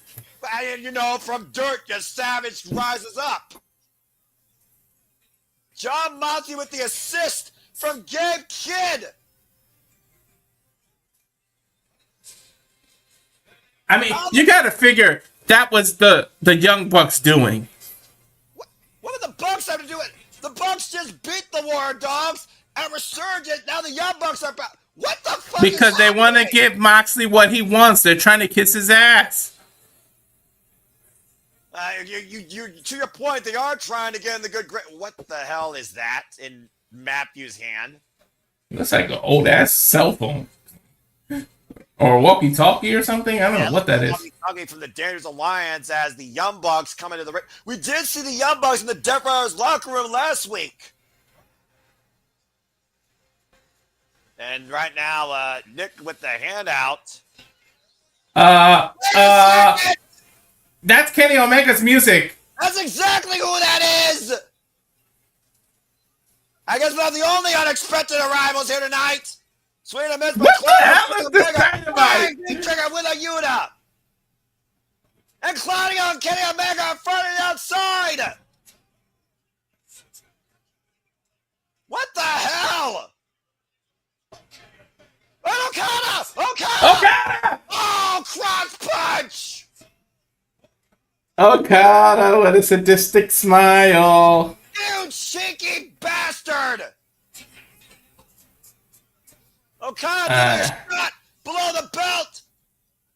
Now delivering Kenny Omega inside the ring. Oh, that thing that Young Bucks have is the controller to the steel cage. What? It's the controls to the steel cage. Oh no. They want to cage Kenny Omega and Samoa Joe? They're going to be locked inside with the Young Bucks and the Death Riders and Gabe Kidd. It's a Oh my God. And Gabe Kidd is involved in this? Wait, it's people might barely just spin it off Kazuchika Okada, but yeah, Kenny Omega and Samoa Joe are trapped. Holy shit. Oh, this is bullshit. EVP Peter the Joe. Matthew and Nicholas have made a deal with the AEW World Champion, and it's led to Gabe Kidd. Oh, man. God, what a Death Rider to job. Can you imagine if Zack Sabre Jr. shows up now? Hey. You need an army to go after this now.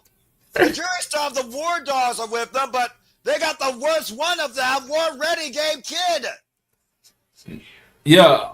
No, we talked about not in our bingo card. I would never have said Gabe Kidd in the AEW.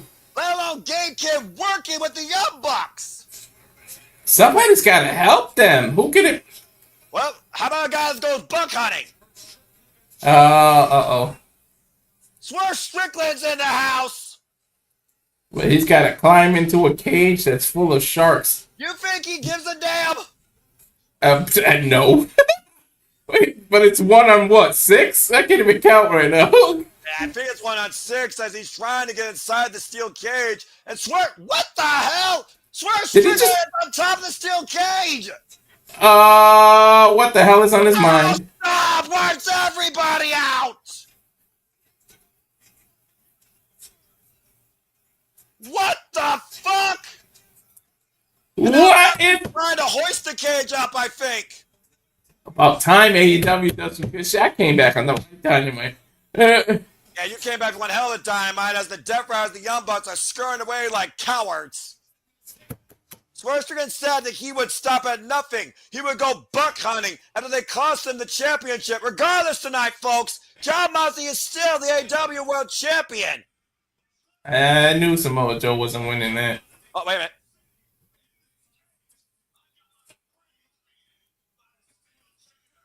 Yeah, last time he was in the steel cage, guys brains me by a steel chair. Yep. Facts. Little sadistic cycle mind. But here the hell he is still. Yeah, somehow he's still alive and kicking. I don't know how the fuck that's possible. Word of the day, sadistic. Accurate.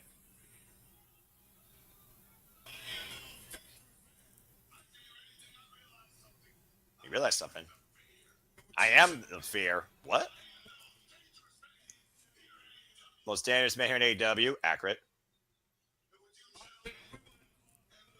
With you gentlemen, lady. These gentlemen here and lady.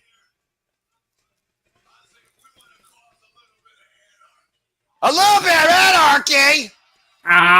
We want to cause anarchy. You know what that means. I think we just booked Double or Nothing. Venus Arizona. Anarchy in the arena. Oh my God. Young Bucks, the Death Riders, and Gabe Kidd versus Swerve Strickland, the Ops, and Willow Nightingale has just been made with Kenny Omega as a partner for Double or Nothing.